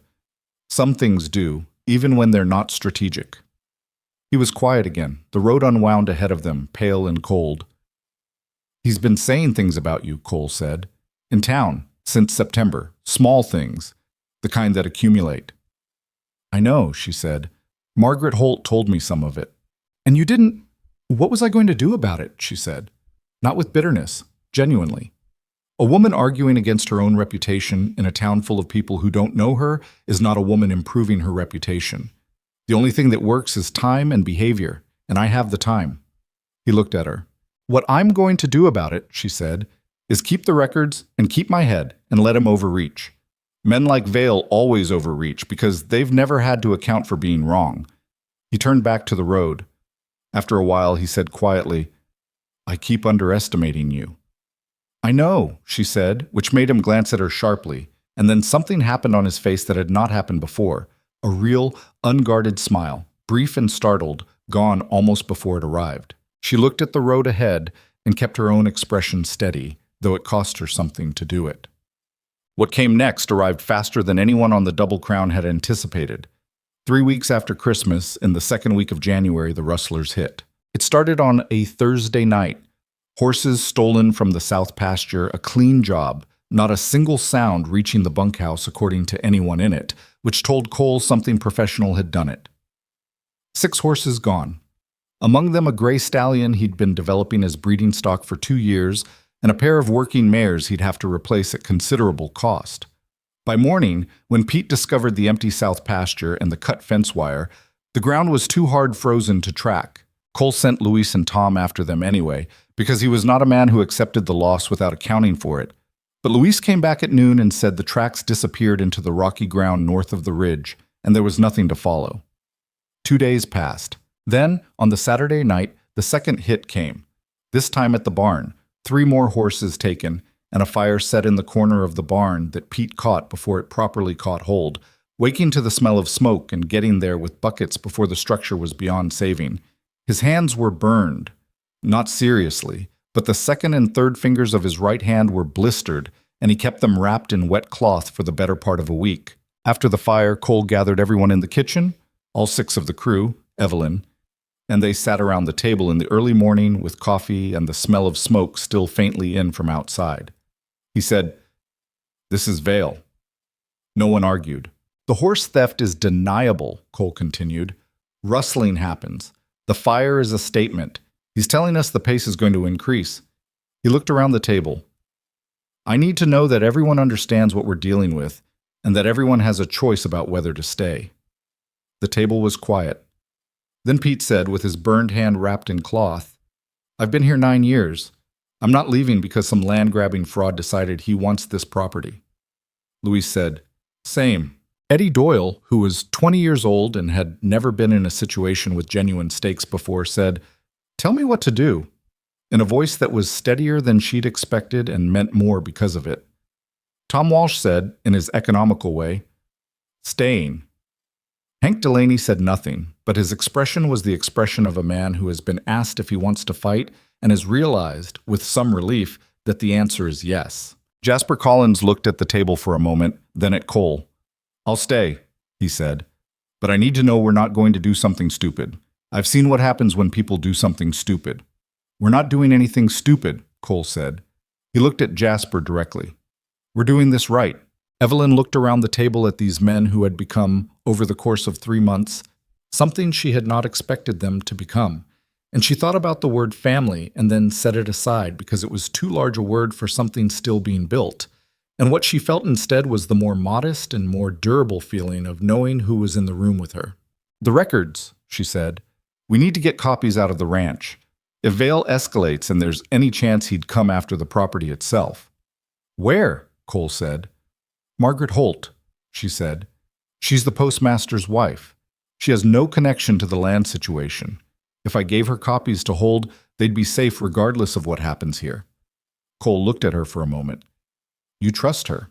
"I think she's a woman who has thought about what she should have done more than once," Evelyn said. "And I think that makes her more reliable than most." He nodded. "Do it Monday." The attack on the ranch proper came on a Tuesday night in late January, when the cold was at its most brutal, and the moon was the thin kind that gives light without help. There were 4 of them, coming from the north and east simultaneously, a coordinated approach that confirmed Cole's read of professional intent. Pete and Tom were doing the second watch rotation, which Cole had instituted after the barn fire, and Pete saw them first, shadows moving at the wrong angle across the northwest fence line. He fired into the air to wake the bunkhouse, which he had been told to do, and that was when things moved too fast for sequence to entirely serve. Evelyn was awake. She had been awake. Her body had adopted the ranch's new state of alert with the same practicality with which it had adopted the rhythm of meals and weather. When the shot went off, she was out of her room and in the kitchen in seconds. and she took the rifle from the rack on the kitchen wall because Cole had shown her how to use it 2 weeks prior, and she had practiced until she was competent, which was the standard she applied to everything she chose to learn. She was not going to shoot someone if she could avoid it, but she was not going to stand in the kitchen. What she understood, from the sounds and what Cole had told her about the property's angles, the north fence was where Pete had fired, which meant the east approach was the other direction, which meant whoever was coming from the east was coming toward the barn, and behind it, the house. She went out the back. The cold hit her like a physical thing. She had her coat, grabbed without thinking, and the rifle, and she moved along the side of the house toward the barn with her back to the wall and her eyes adjusting to the thin moonlight. She heard them before she saw them, 2 men, moving fast toward the barn, one of them carrying something she could not immediately identify in the dark. Then she could. A lantern, already lit, the glass barely closed around the flame. They were going to fire the barn again, this time intending it to catch. She stepped away from the wall. "Stop," she said. Her voice came out even, which was not what she'd anticipated, but was what happened. Both men stopped. They hadn't seen her. She was 20 feet away, the rifle at her shoulder, and she was aware that she was one woman with one rifle, and there were 2 of them, and she was aware that she had perhaps 4 seconds before the calculation shifted. But she had come out here for a reason, and the reason was not to back them down with authority she didn't have. The reason was noise and time. She fired over their heads, not at them, not yet, and the shot in the cold night air was enormous, reflecting off the barn wall and the frozen ground, carrying across the property with the particular acoustic quality of January. The man with the lantern dropped it, whether on purpose or from reflex she couldn't tell. The lantern hit the frozen ground and the flame went out against the cold earth. Then there was shouting from the north, Cole's voice and Pete's, and the sound of horses, and the 2 men in front of her made the rapid calculation of people who have realized that the situation has changed faster than they planned for, and they ran. She did not follow. She stood where she was and listened to them go and kept the rifle up until the sound of their horses was far enough away to matter, and then she lowered it and stood in the cold for a moment, feeling things she did not have words for yet. Cole found her there 2 minutes later, coming around the east side of the barn at a run that slowed when he saw her standing. He stopped 6 feet away. He looked at her, at the rifle, at the dead lantern on the ground, back at her. "Are you—" he started. "I'm fine," she said. Her voice was still even, which she was going to have feelings about later, privately, but for now it was what she had, and she was grateful for it. "They had a lantern," he said, looking at the ground. "They were going to fire the barn," she said. "I came out. I fired over them. They dropped it and ran." He was quiet for a long moment. The cold was absolute around them, the thin moon doing its insufficient work overhead. "Evelyn," he said. She looked at him. He crossed the 6 feet between them in 2 steps, and he put both hands on her face, not gently exactly, but with the specific intention of a man who needs to look directly at something to confirm it is real and intact. And he looked at her for a long moment in the cold moonlight. She put one hand over his. Neither of them spoke. There was nothing to say that would have been adequate to the moment, and they both seemed to understand this simultaneously. Cole's right side was bleeding. She saw it when he turned, a dark spread through his coat just below the shoulder. Not the arm she'd seen him move freely, the other one. "You're hurt," she said. "It's not—" "Yes," he said. "One of them had a rifle. Pete got him before it was worse." She got him inside. The wound was a graze along the outer edge of his shoulder, deep enough to bleed seriously, not deep enough to be immediately fatal, which was the best and worst of the categories available. She cleaned it and packed it and bound it with strips she cut from a sheet she had been intending to retire anyway.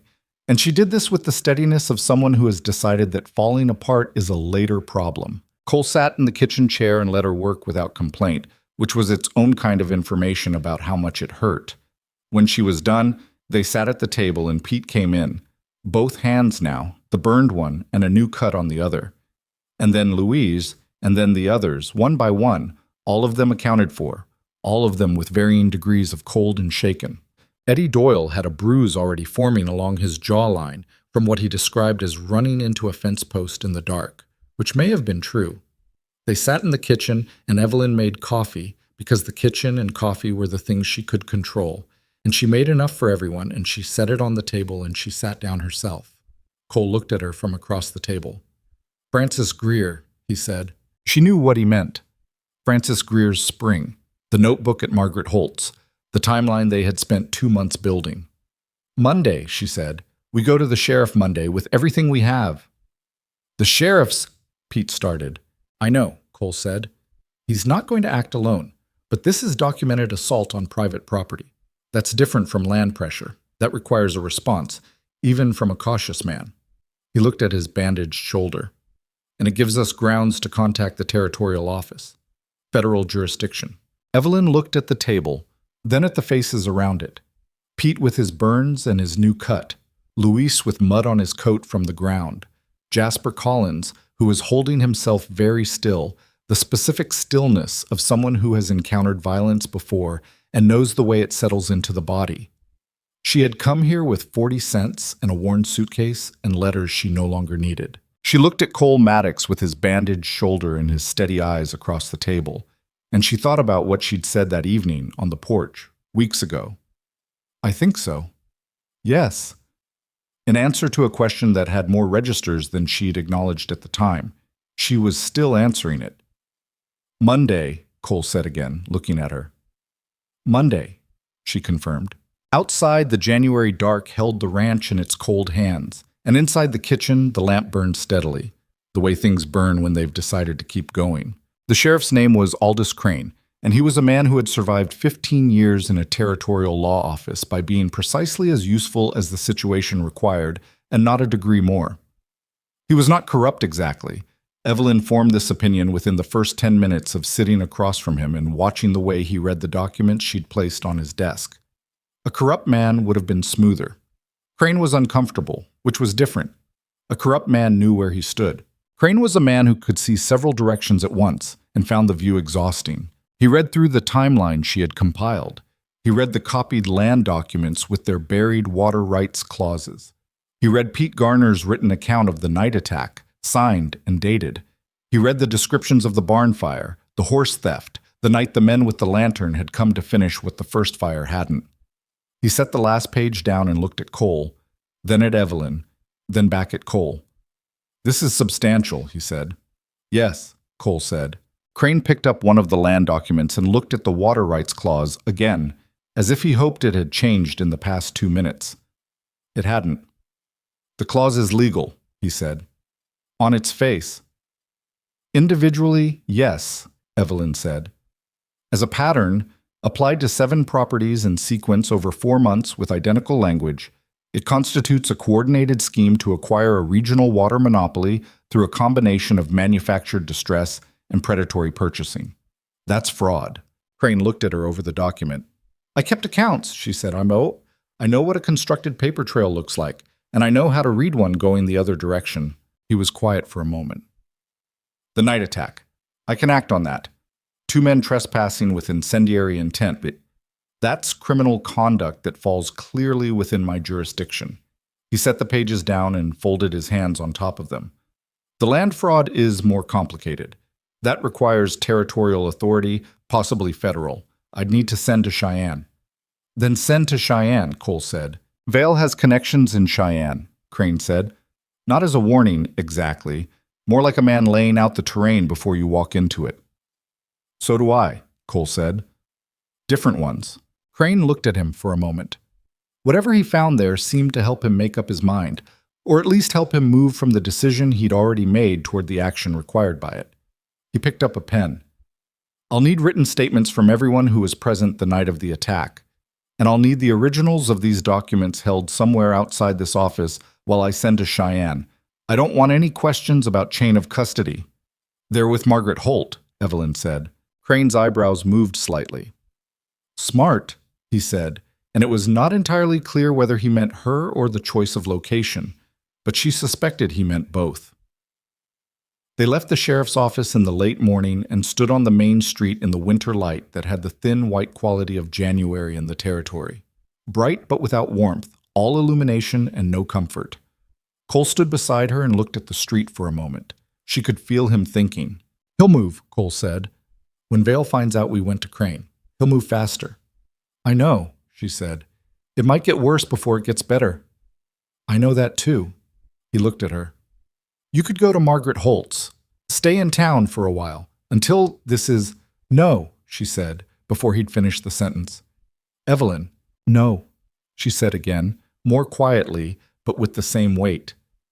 I'm not going to sit in town while the rest of you are at the ranch. That's not who I am, and I think you know that by now. He did know that. She could see it in the way he stopped arguing before he'd fully started. He looked at the street again and said nothing for a while. All right, he said. They rode back to the Double Crown, and the road felt longer than usual in the cold, and she thought about what came next with the clear, uncomfortable clarity of someone who has chosen to stay in a difficult place and is now required to mean it. Cole's shoulder healed slowly, the way injuries do when the person with them refuses to give them the rest they require. By the end of the second week of February, he had full movement back, but Evelyn had watched him wince twice when he thought no one was looking, and she had said nothing about it, and he had said nothing about it, and they had both pretended this was a satisfactory arrangement. What had changed between them after the night of the attack was not easily named, and neither of them tried to name it directly. It was present in the way he looked at her when she came into a room, not with the careful assessment of the early weeks, but with something more immediate, a settling, like a man who has been looking for something and has found it in an unexpected place and isn't sure yet what to do about the finding. It was present in the way she had started leaving the natural history book on the kitchen table rather than taking it back to her room, and in the way he had started pouring her coffee without being asked, and in 100 small adjustments that accumulated without announcement. Pete Garner noticed all of it and said nothing, which was the most supportive thing he was capable of. Luis Reyes noticed too, and one morning when Evelyn was making bread and Cole had just come in from the barn, and they'd spoken briefly about the day's plan and Cole had gone back out, Luis looked up from his coffee and said, "It's good." She looked at him. He looked back at her steadily. "What's happening?" he said. "It's good." She returned to the bread. "Mind your coffee, Luis." "I am minding it," he said, unperturbed. "I'm also telling you it's good." She didn't answer, which was the most she was going to concede, and he seemed to understand that and went back to his coffee with the small satisfaction of a man who has said the thing he intended to say. The confession, when it came, was not a single moment. It was more accurate to say it was many moments assembled over the course of several February evenings, each one adding to the last until the weight of the assembled thing required acknowledgement. It was a Thursday evening, early in the third week of February, and the crew had gone to the bunkhouse and the kitchen was clean, and Evelyn was at the table with the combined records, the weather log and the stock ledger that had become one document over the past months. And Cole was in his chair by the window, and it was the particular quality of evening they had shared many times now, the lamp and the fire and the cold outside and the two of them inside it. He put down his book. She looked up. He said, "I need to say something." She set down her pen. He looked at her across the lamplit kitchen with the expression of a man who has thought carefully about what he's going to say and has arrived at the conclusion that there is no careful version of it, so he's going to say it plain. "When I went to that train station in September," he said, "I went because I felt responsible, because I'd seen it happen before and I'd been too slow. I went to make sure there was someone there if it happened again." "I know," she said. "What I didn't—" He stopped. Started again. "I didn't expect—" Another stop. He looked at his hands. "I'm not a man who is good at this," he said. "Saying this kind of thing. I want you to know I'm aware of that." "I know that too," she said. He looked up at her. "I love you," he said, plainly, with the same quality he brought to statements about fence lines and weather patterns. Direct, meant no embellishment. "I don't know when it started exactly. I know it was before the night of the attack, well before. But that night, standing out there in the cold and seeing you with the rifle and the lantern on the ground—" He stopped again, and she could see it cost him something to hold steady in this particular kind of exposure. "I thought about what it would have been if you hadn't— if something had— Cole?" she said, because he was going somewhere dark and she didn't need him to go there to understand what he was saying. He looked at her. "I know," she said. "I have known for a while, and I—" She felt the strangeness of the moment, the specific vulnerability of saying true things out loud. "I came here with no expectations left," she said. I had used them all up on the wrong man and the wrong plan, and I thought, when I got off that train, I thought the best I could do was work and survive and stop expecting anything. She looked at him steadily. And then I found myself expecting things again, slowly, without deciding to. She paused. You. The kitchen was very quiet. He came to the table and sat in the chair across from her, not beside her, across, where he could look at her directly, which was how he did everything that mattered. I'm not an easy man, he said. I noticed, she said. I'm stubborn, and I don't talk enough, and I will sometimes not say a thing I'm thinking for so long that the moment passes. I'm aware of your limitations, she said. I've been living with them for 5 months. Something happened in his face. That startled, unguarded quality, the smile that arrived before he could govern it. That's fair, he said. I'm not a simple woman either, she said. I have opinions, and I will argue them, and I will manage things without asking because that's how I'm built, and I will need to feel that what I do here matters, and is mine. Not borrowed, not by permission, but mine. It is yours, he said. It has been for a while. I've known that. She looked at him. Then we understand each other. We do, he said. He reached across this table and took her hand, and it was not a dramatic gesture. It was the gesture of two people who have been working alongside each other long enough that the distance between them has become unnecessary. And she turned her hand over and held his, and neither of them said anything else for a while. And the fire did its work, and the lamp burned, and outside the February wind moved across the land with no particular interest in what was happening inside the house. They were married in March, quietly, with the crew present, and Margaret Holt and her husband, and Frances Greer, who had driven in from her property, and stood in the front row with her arms crossed and her eyes bright.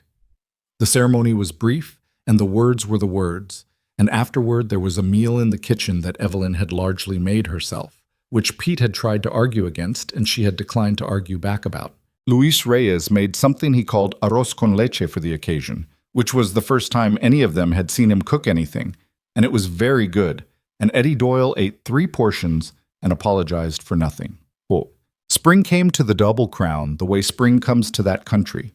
Not gently, not all at once, but in arguments with the cold, warm days followed by cold snaps, followed by warm days again, the land making up its mind in stages.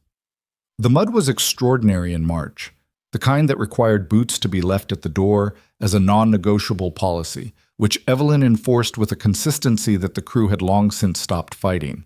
The response from Cheyenne arrived in the last week of March, not in the form Crane had expected and not as fast as they'd hoped, but it arrived. A letter from the Territorial Land Office acknowledging receipt of the complaint and indicating that a federal land agent would be dispatched to review the documentation in the second quarter of the year. It was bureaucratic language that moved with geological slowness, but it was real. And it was in writing, and Evelyn copied it into the record before she handed it back to Cole. Second quarter, he said. That's April through June. Best case, an agent is here by May, she said. Vale will know, Pete said, from the corner where he was oiling a harness with his now recovered hands. Someone in Cheyenne will tell him. He probably already knows, Cole said. What Vale did with the information was not long in arriving. The first indication came through the Claiborne family.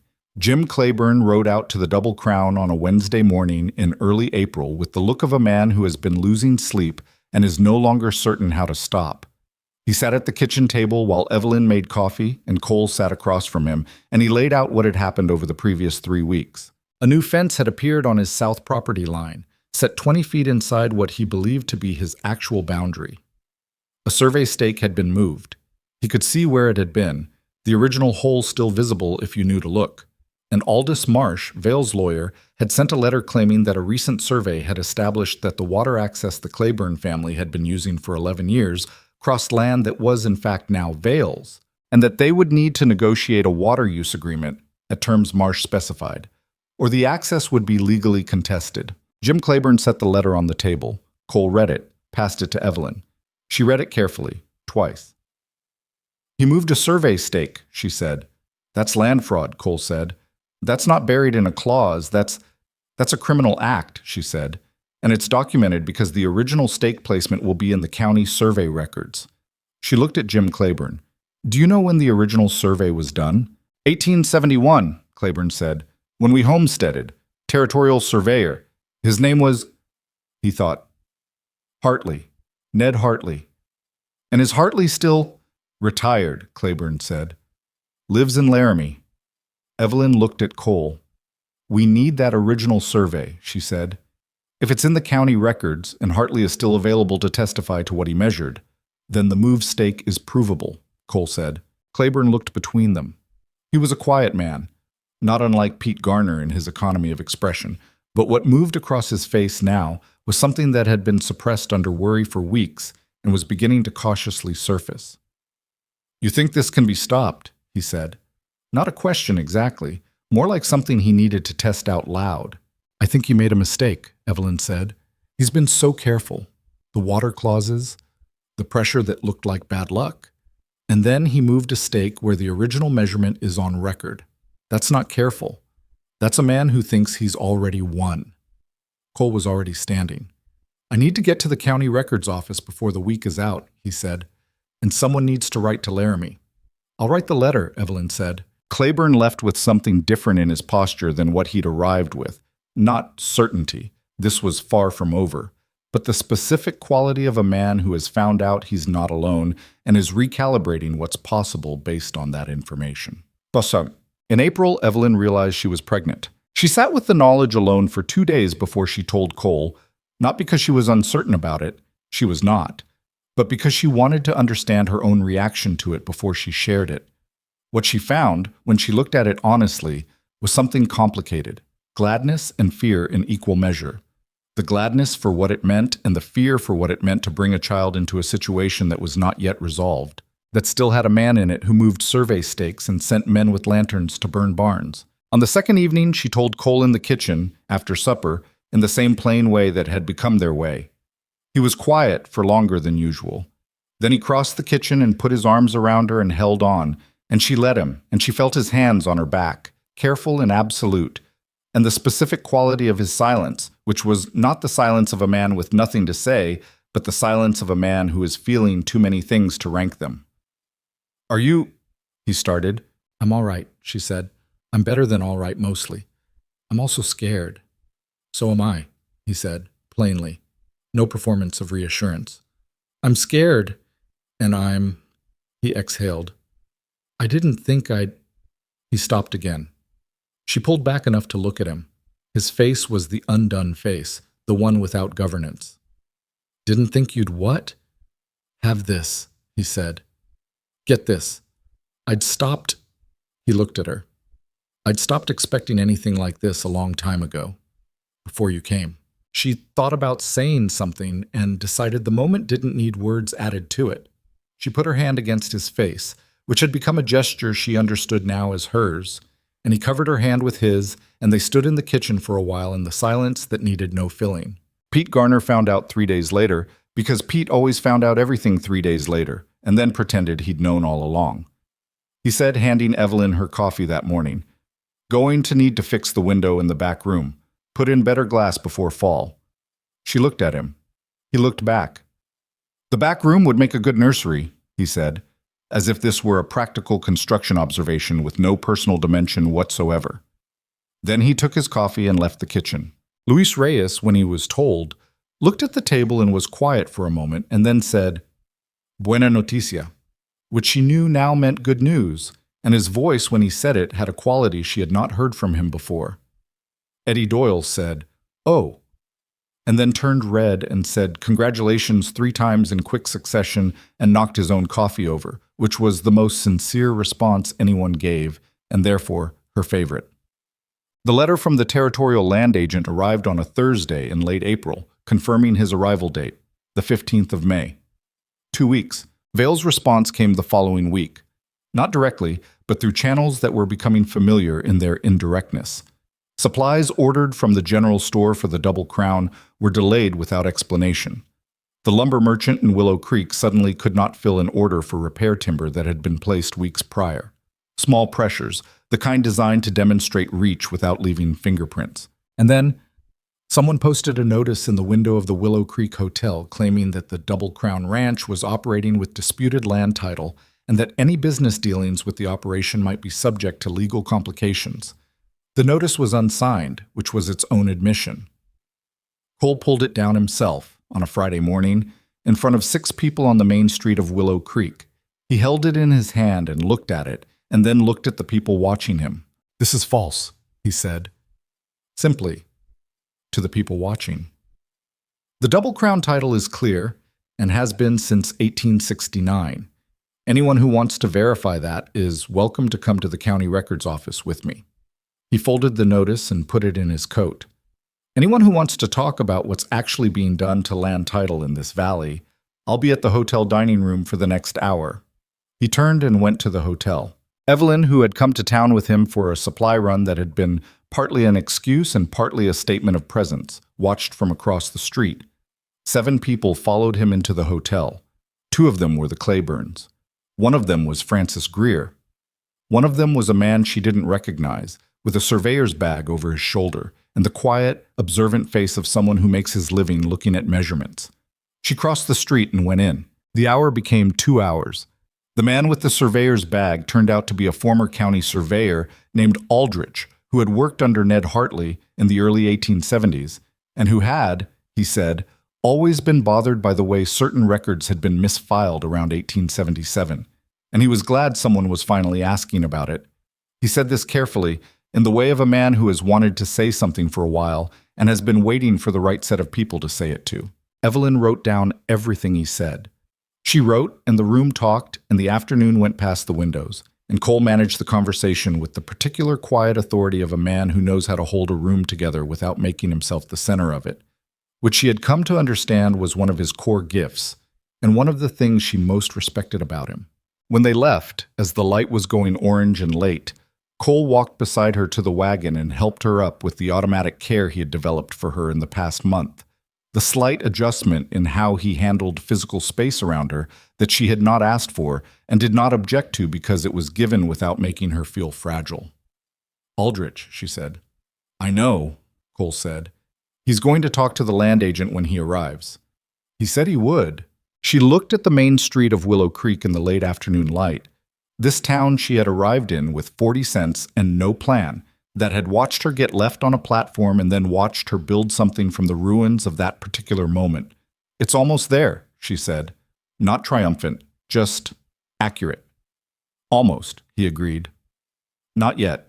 She put her hand on her abdomen briefly, and he saw it and reached over without comment and put his hand over hers for a moment, and then they both faced front and the wagon pulled out of Willow Creek toward the Double Crown, toward the crew waiting at supper, toward the work that was not done but was closer to done than it had been. The road was still the road, uneven, demanding, long, but she knew every turn in it now. She knew where it dipped and where the mud was worst in spring and where it rose, and you could see the ranch from a particular angle, the barn and the house, and the thin line of smoke from the kitchen stove, and it looked the way it had never looked to her the first time she'd seen it coming out of the dusk.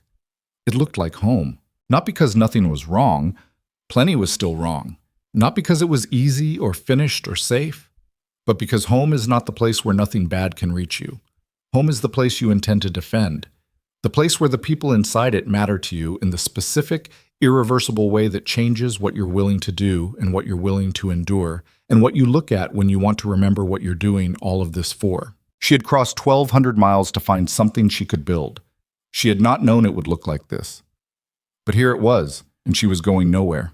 The federal land agent arrived on the 14th of May, one day ahead of schedule, which Evelyn took as a sign not of anything mystical, but of a man who had read the file and understood it was not the kind of situation that benefited from delay.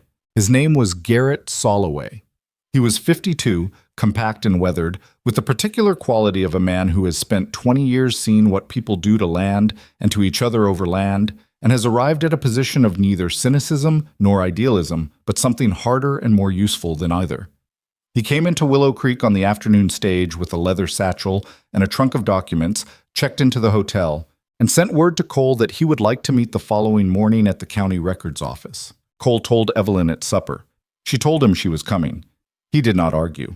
Soloway met them at the records office at 8 in the morning and shook Evelyn's hand without remark, which she appreciated more than she would have if he'd made a point of it. He had read the complaint. He had reviewed the copies they'd sent ahead. He had, he said, also reviewed the public land records for the South Fork parcels from Cheyenne, which had raised questions that the file alone did not answer, and he had therefore brought with him the full authority of the Territorial Land Office to compel records, interview parties, and recommend criminal referral if the evidence warranted it. He said this plainly, the way competent people state the scope of their work. "What do you need from us?" Cole asked. "Your original records," Soloway said. "The timeline your wife compiled. Every date, every name, every transfer document copy, and I need access to the people who can corroborate." He looked at the notebook Evelyn set on the table in front of him. He opened it, read the first page, turned to the second. Something in his expression settled into the focused quiet of a man who has found what he was looking for and is now doing the work of confirming it. "Your records are meticulous," he said to Evelyn. "I kept accounts for a boarding house," she said, "and I had 9 months to watch a pattern develop. Patterns are easier to document when you start early." He looked at her for a moment. "Most people start documenting after the fact," he said, "when they're already losing." "I know," she said. "That's why we started early." Soloway spent 3 days in Willow Creek before he came to the Double Crown. In those 3 days, Cole heard through Margaret Holt, who heard through her husband, the postmaster, who was in a position to observe considerable foot traffic past his window, that Soloway had visited the county records office twice, had met with former surveyor Aldrich for 2 hours, had spoken with Jim Claiborne and with Francis Greer, had sent 2 telegrams to Cheyenne, and had entered the office of Aldous Marsh with 2 witnesses and spent 45 minutes there. What happened in Marsh's office was not reported by anyone who had been present, but Marsh was seen leaving the hotel that same afternoon with his trunk, boarding the evening stage south, and he did not come back. Cole heard this from Pete, who heard it from the station master. He told Evelyn in the kitchen after supper, and she received the information with the measured response it deserved. Not celebration, because Marsh leaving was not the end of anything, it was a symptom of something shifting, and she said, "He saw which way it was going." "Rats," Pete said from the corner, not looking up from his work. "Pete," Evelyn said. "Accurate observation," he said, unapologetically. Soloway came to the Double Crown on the 4th day, rode out with Cole after meeting him in town, and spent 2 hours looking at the property. The eastern draw, the water source, the boundary lines, the fence line that had been restrung after the attack in January. He asked specific questions and wrote down specific answers, and he was not a man who filled silence with reassurance or made promises he was still in the process of building toward. At the end of the 2 hours, he sat at the kitchen table and drank coffee and looked at the combined records. The original notebook, the stock ledger, the weather log, the copied documents, and he said, "The water rights clause in the Delacroix and Fenner transfers is legal in form, but was obtained through what I believe I can demonstrate was deliberate manufactured distress. The moved survey stake on the Claiborne boundary is criminal fraud, provable through the 1871 survey records and Aldrich's testimony. The coordinated nature of the acquisitions, the identical language in the transfers, and the timing relative to the incidents of barn fire and water blockage constitute a pattern sufficient to refer to the federal prosecutor's office." He said all of this in the voice of a man reading a structural assessment of a building. No drama, just load-bearing facts. "What does that mean in practice?" Cole asked. "It means Vail will face federal charges," Soloway said. "It means the transfers obtained through fraud are contestable, and the families who sold under duress have grounds to seek restitution." He paused. "It means it will take time. Law moves slowly, particularly at the federal level, but the referral will go within the week, and once it goes, Vail's ability to continue operating in this territory, his land holdings, his financial position here, will be under scrutiny that he cannot manage his way around." The kitchen was quiet. Evelyn looked at the notebook on the table.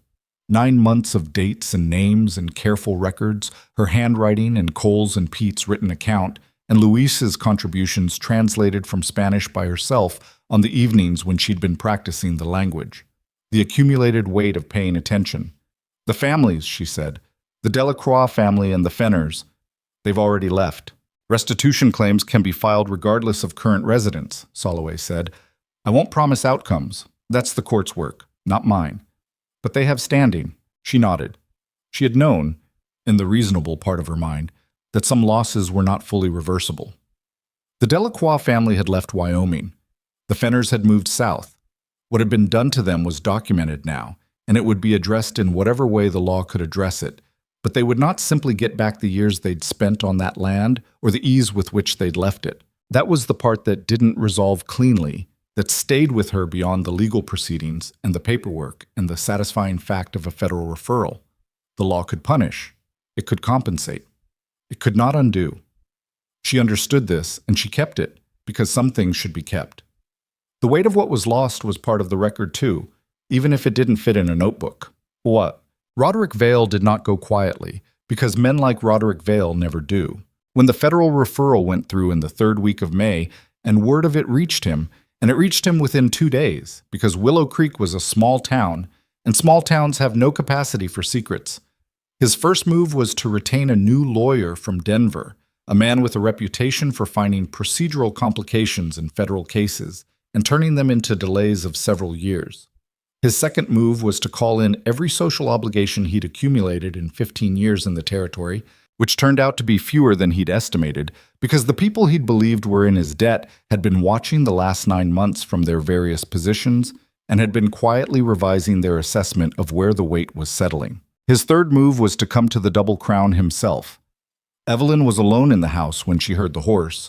Cole and Pete were out at the north fence, Luis and Tom in the east pasture, Eddie and Jasper in town for supplies. She went to the front window and looked out and saw Vale dismounting at the hitching post with the deliberate, unhurried quality of a man performing confidence. She went to the front door and opened it before he reached the porch steps. He stopped. She had not spoken to him since the train platform in September. She had seen him at a distance twice, once in Willow Creek the day Cole had struck him, once from the wagon on the road, but they had not been in the same proximity since the moment he had said the arrangement is not going to suit me and walked away. He looked different now than he had then. Not older, exactly. Something in the controlled face was working harder than it used to, maintaining its expression against something that pushed against it from underneath. "Mrs. Maddox," he said. "Mr. Vale," she said. He looked at her for a moment, and she let him look and didn't adjust her expression into anything useful for him. "I'd like to speak with your husband," he said. "He's not here," she said. "When will he be back?" "I don't know," she said. Which was true. She did not perform uncertainty. She simply had it, and she let it be accurate. He looked past her into the house, briefly, then back at her.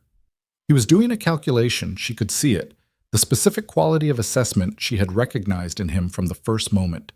Determining what she knew, what she was, whether she was someone whose presence mattered in this context. She looked back at him steadily and gave him nothing to calculate with. "The federal referral," he said. "It's based on documents your husband compiled." "Documents I compiled," she said. "Largely." Something moved in his face. "Documents compiled by a woman who arrived here 9 months ago with a grievance against me," he said, "who has obvious personal motivation to damage my reputation. Documents compiled by a woman who kept meticulous records starting in her third week at the Double Crown," she said, "before she had any reason to expect they would matter in a legal context. The dates are in the record. So is the methodology." She looked at him. "I kept boarding house accounts in Ohio for 8 months. I know what a provable document looks like. Yours will know too, eventually." He looked at her for a long moment, and in that moment something shifted. Not dramatically, not in a way that would ever show in a public context, but she saw it. The recognition that she was not a factor he'd adequately calculated, that he had looked at a woman who arrived on a train with a worn suitcase and had seen a variable of negligible weight and had been wrong about that in a way that was now part of the legal record. "My lawyers," he started. "Will do what they can," she said. "But the original 1871 survey records exist.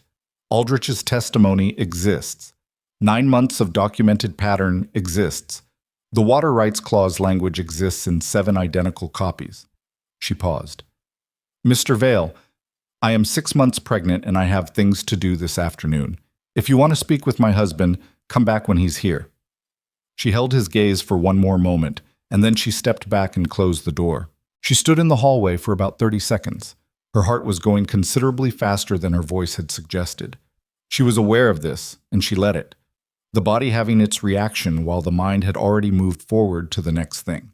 She went to the kitchen window and watched him stand at the hitching post for a moment, then mount his horse and ride back toward the road without looking at the house again. She put the kettle on. When Cole came back that evening and she told him, he stood in the kitchen doorway and looked at her with an expression that contained several things simultaneously. "You closed the door on him," he said. "I did," she said. He was quiet for a moment. Then, "Good. He's going to fight the referral," she said. "He's going to try," Cole said, "but he's fighting it from a worse position than he had 6 months ago, and the position is going to get worse from here." He came into the kitchen and sat at the table. Soloway sent word this afternoon. The federal prosecutor's office confirmed receipt. They're assigning an investigator. She sat across from him. "How long?" "Soloway thinks proceedings could begin by fall. The delay tactics might push it into next year, but He looked at her. "He's not going to be able to operate here the way he has. The scrutiny alone will stop that." She thought about this, about the difference between justice moving and justice arriving, about all the space between those two things where people had to go on living. "The Claibornes," she said, "and Frances Greer. I rode out to Greer's place yesterday," Cole said. "She's not selling. She says Vale can—" He paused, seeming to select a version of what Frances Greer had said. "She has no intention of selling." "Good," Evelyn said. "She also said—" He stopped again, and this time something happened in his expression that was almost amusement. "She said you were the most useful woman who had ever set foot in this valley, and that whoever that train brought you away from owed the rest of us a debt." Evelyn looked at the table for a moment. "That's generous of her," she said. "I thought so too," Cole said, and the amusement was there fully now, and she let herself smile at the table and then looked up at him. And they sat in the kitchen in the May evening with the window open and the air coming in warm for the first time in months, and neither of them said anything for a while, and it was the best kind of quiet. Roderick Vale's lawyer from Denver filed 3 procedural motions in June. 2 were dismissed within the week. The third delayed the preliminary hearing by 6 weeks, which Soloway had anticipated and said would not materially affect the outcome. Vale himself left Willow Creek for Denver in the middle of June, whether to manage his legal situation personally or because remaining in the territory had become untenable in some way that was not publicly stated but was generally understood. His house on the north end of town, a large, well-constructed house that had always seemed to Evelyn slightly too large and well-constructed for the actual life being lived inside it, was closed up, the windows shuttered, the yard going unattended. The general feeling in Willow Creek about this development varied. Some people said nothing, which was a form of saying something. Margaret Holt, when Evelyn saw her in the general store the week Vale left, said, "About time," and returned to her shopping. The station master was observed to be in a considerably better mood than usual for several weeks running. Henderson at the land title office began, apparently to file records with a thoroughness he had previously not applied, which was noticed by the people for whom it mattered. Jim Claiborne came out to the Double Crown in early July to tell Cole that the water on his property had been restored. Someone, not yet officially identified, had removed the blockage on the upper ridge in the first week of June. He came in and sat at the kitchen table and accepted coffee and looked like a man who has been holding his breath for 8 months and has only just realized he is allowed to stop. "I owe you," he said to Cole. "You don't," Cole said. "I owe—" Claiborne looked at Evelyn, and then he stopped because he appeared to be having difficulty completing the sentence, and she recognized the quality of the difficulty. "You'd have found your way through it," she said. "We just helped you keep the record." "My wife," he said, after a moment. "She cried when I told her the water was back. She stood at the kitchen sink and cried." He looked at his coffee. "I haven't seen her cry in 4 years. She's not a woman who cries easily." Evelyn thought about a woman standing at a kitchen sink with the water running again after months of carrying it, and the specific relief of that. Not just the water, but the confirmation that the thing you'd been afraid was permanent had turned out not to be. "Tell her we said hello," Evelyn said. He nodded and drank his coffee, and they talked about the summer grazing and the state of the road, and the particular stubbornness of a fence section in the northwest corner that both operations shared the maintenance of, and the conversation had the quality of people who have been through something together and are now returning to the ordinary texture of being neighbors, which is its own form of the thing that had almost been taken from them. Clara Maddox was born on the 1st of August at the Double Crown Ranch, in the room off the kitchen hallway that Pete Garner had re-windowed in April with better glass for exactly this purpose. She arrived at 3 in the morning after a labor that was long enough to be serious and short enough to be survivable, attended by a midwife from Willow Creek named Dorothea Sales, who had the steady, unhurried competence of someone who had done this work for 30 years and knew the difference between what required intervention and what required patience. Cole was not in the room. Frontier Convention did not permit it, and in any case, Evelyn had not wanted him there. Not from any sentiment about propriety, but from the practical recognition that she needed to do this particular thing without managing anyone else's distress at the same time. She had told him this directly, the week before, and he had said, "All right," and then, "I'll be outside." And she had said, "I know you will." He was outside for 6 hours. Pete was with him for most of it. She found out afterward, from Pete, that they had not spoken for most of those 6 hours, which was entirely in character for both of them.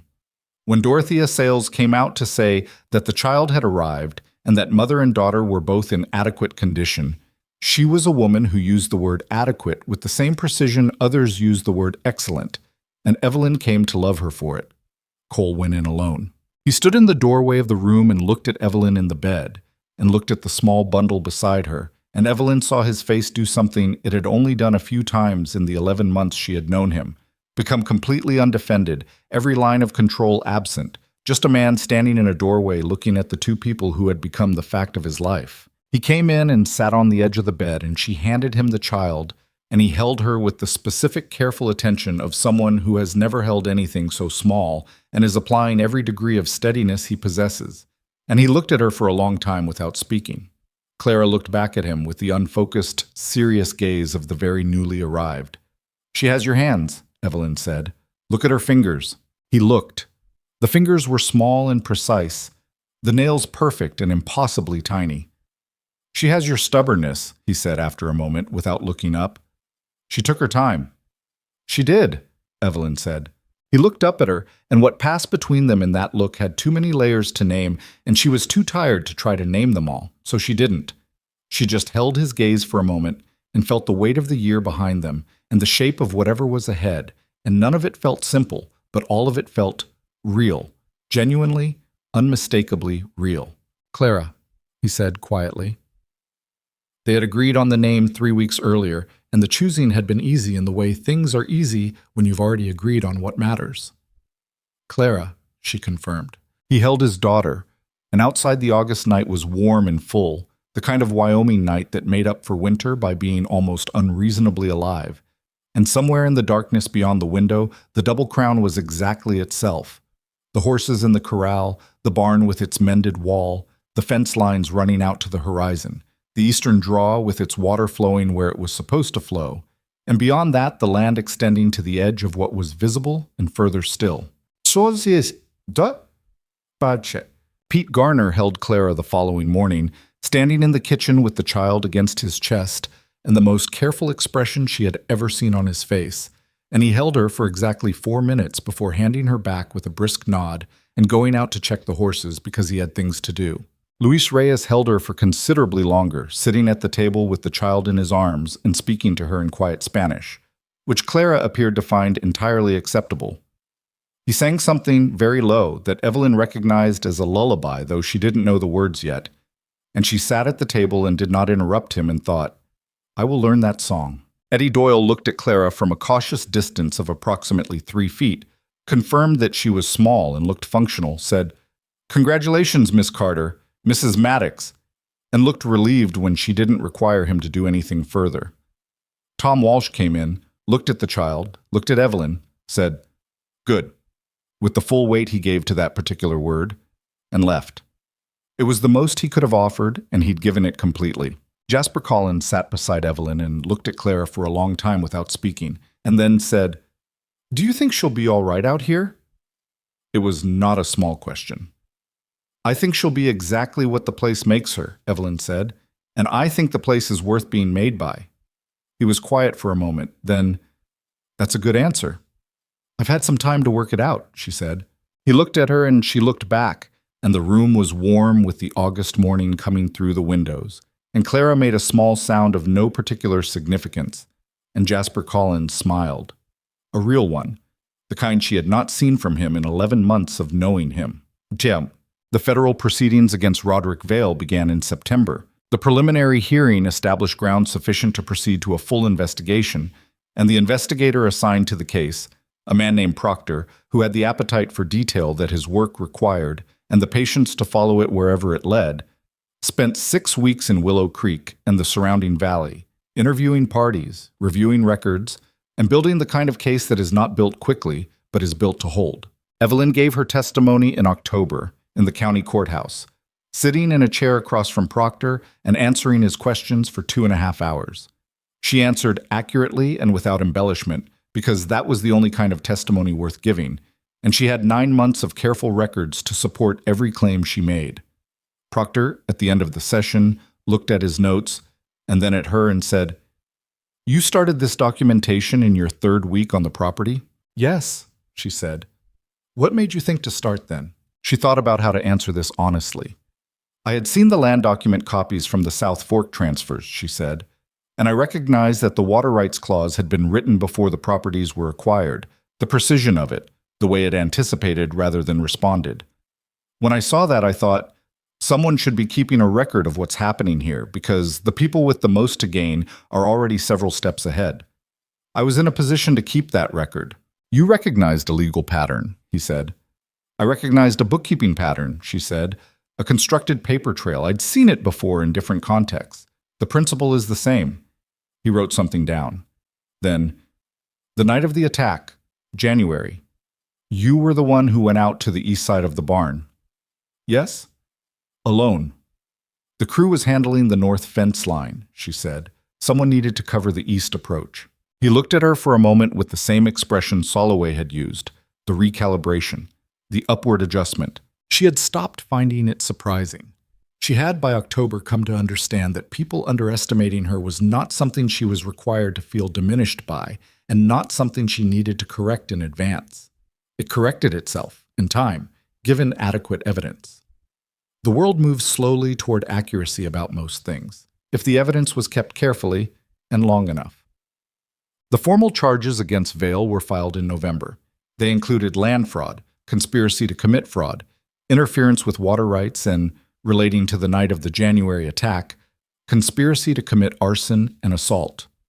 The men who had come that night had been identified through the investigative work that followed, and 2 of them had, when facing charges of their own, agreed to provide testimony about who had directed them and paid them. Vale's Denver lawyer made 3 more motions. 2 were dismissed.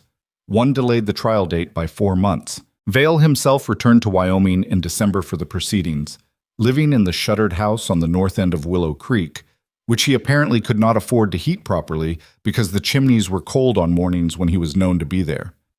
Whether this was a true reversal of his finances or a performance of it for some strategic purpose, she could not determine.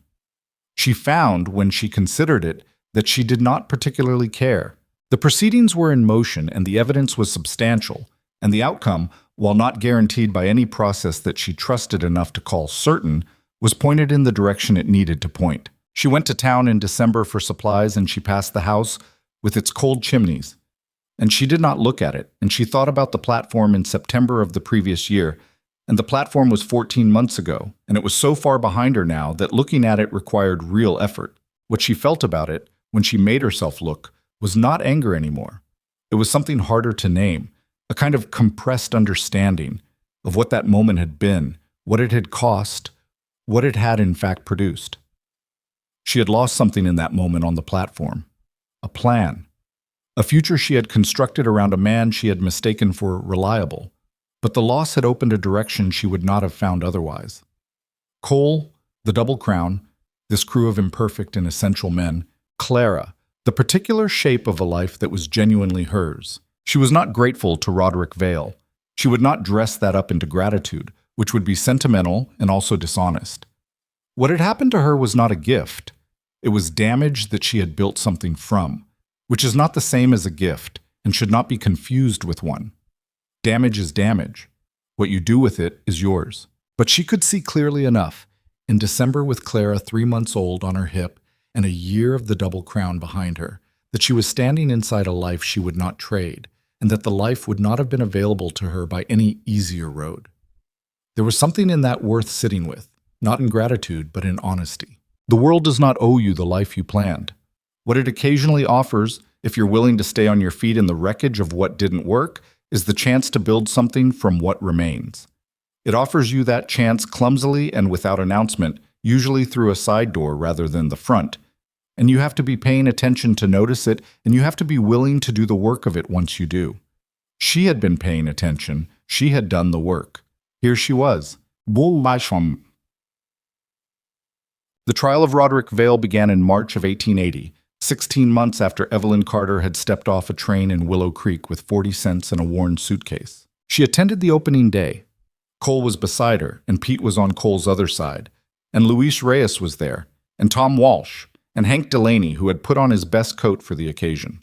Jim Claiborne was there with his wife, a woman Evelyn was finally meeting in person, steady-eyed and composed with the particular composure of someone who had had time to become composed. Frances Greer was in the second row with her arms crossed, as she had stood at the wedding, and her expression was one of concentrated purpose. The courthouse was full. Small-town courthouses always were, for cases that mattered, because in a small town, a case that matters is everyone's case, whether they are on the witness list or not. Evelyn held Clara through the opening arguments. Clara was 7 months old and had opinions about being still that she expressed with the consistency of a person who had not yet been told that opinions should be filtered before expression. Cole took her for the second half of the morning, and she fell asleep on his shoulder with the absoluteness of the very young, who sleep and wake with no transition between. The trial lasted 11 days.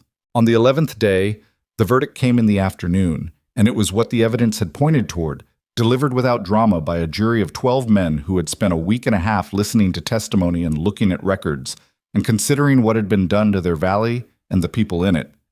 Guilty. On the primary charges. Reduced on 2 counts, as Proctor had predicted might happen, but on the counts that carried the weight, the land fraud, the conspiracy, guilty. The sentencing followed. Fines substantial enough to dismantle his financial position in the territory, a prison term, forfeiture of the fraudulently obtained land holdings.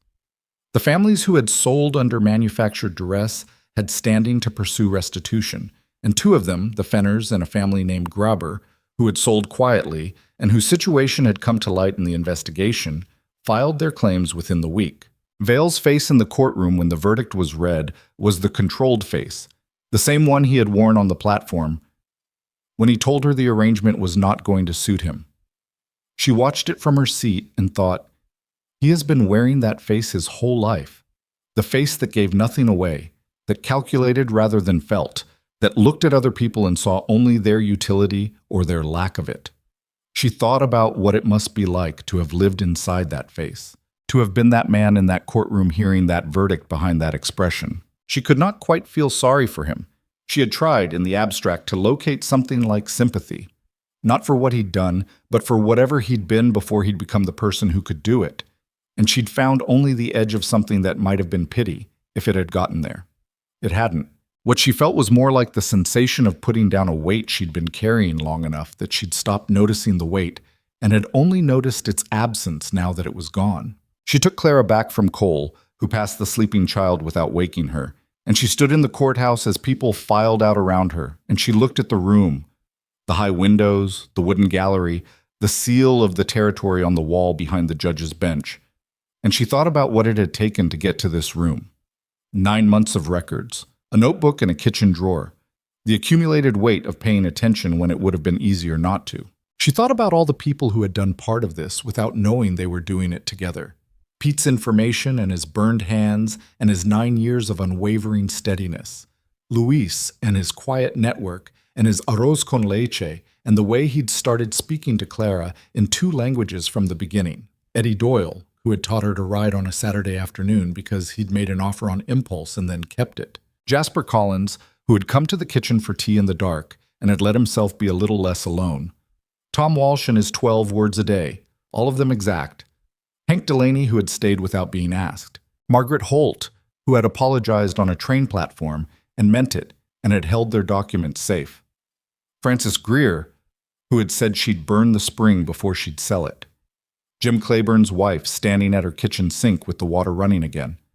And Cole, who had been standing at that station before the train arrived, watching for exactly this kind of damage so that he could move faster this time.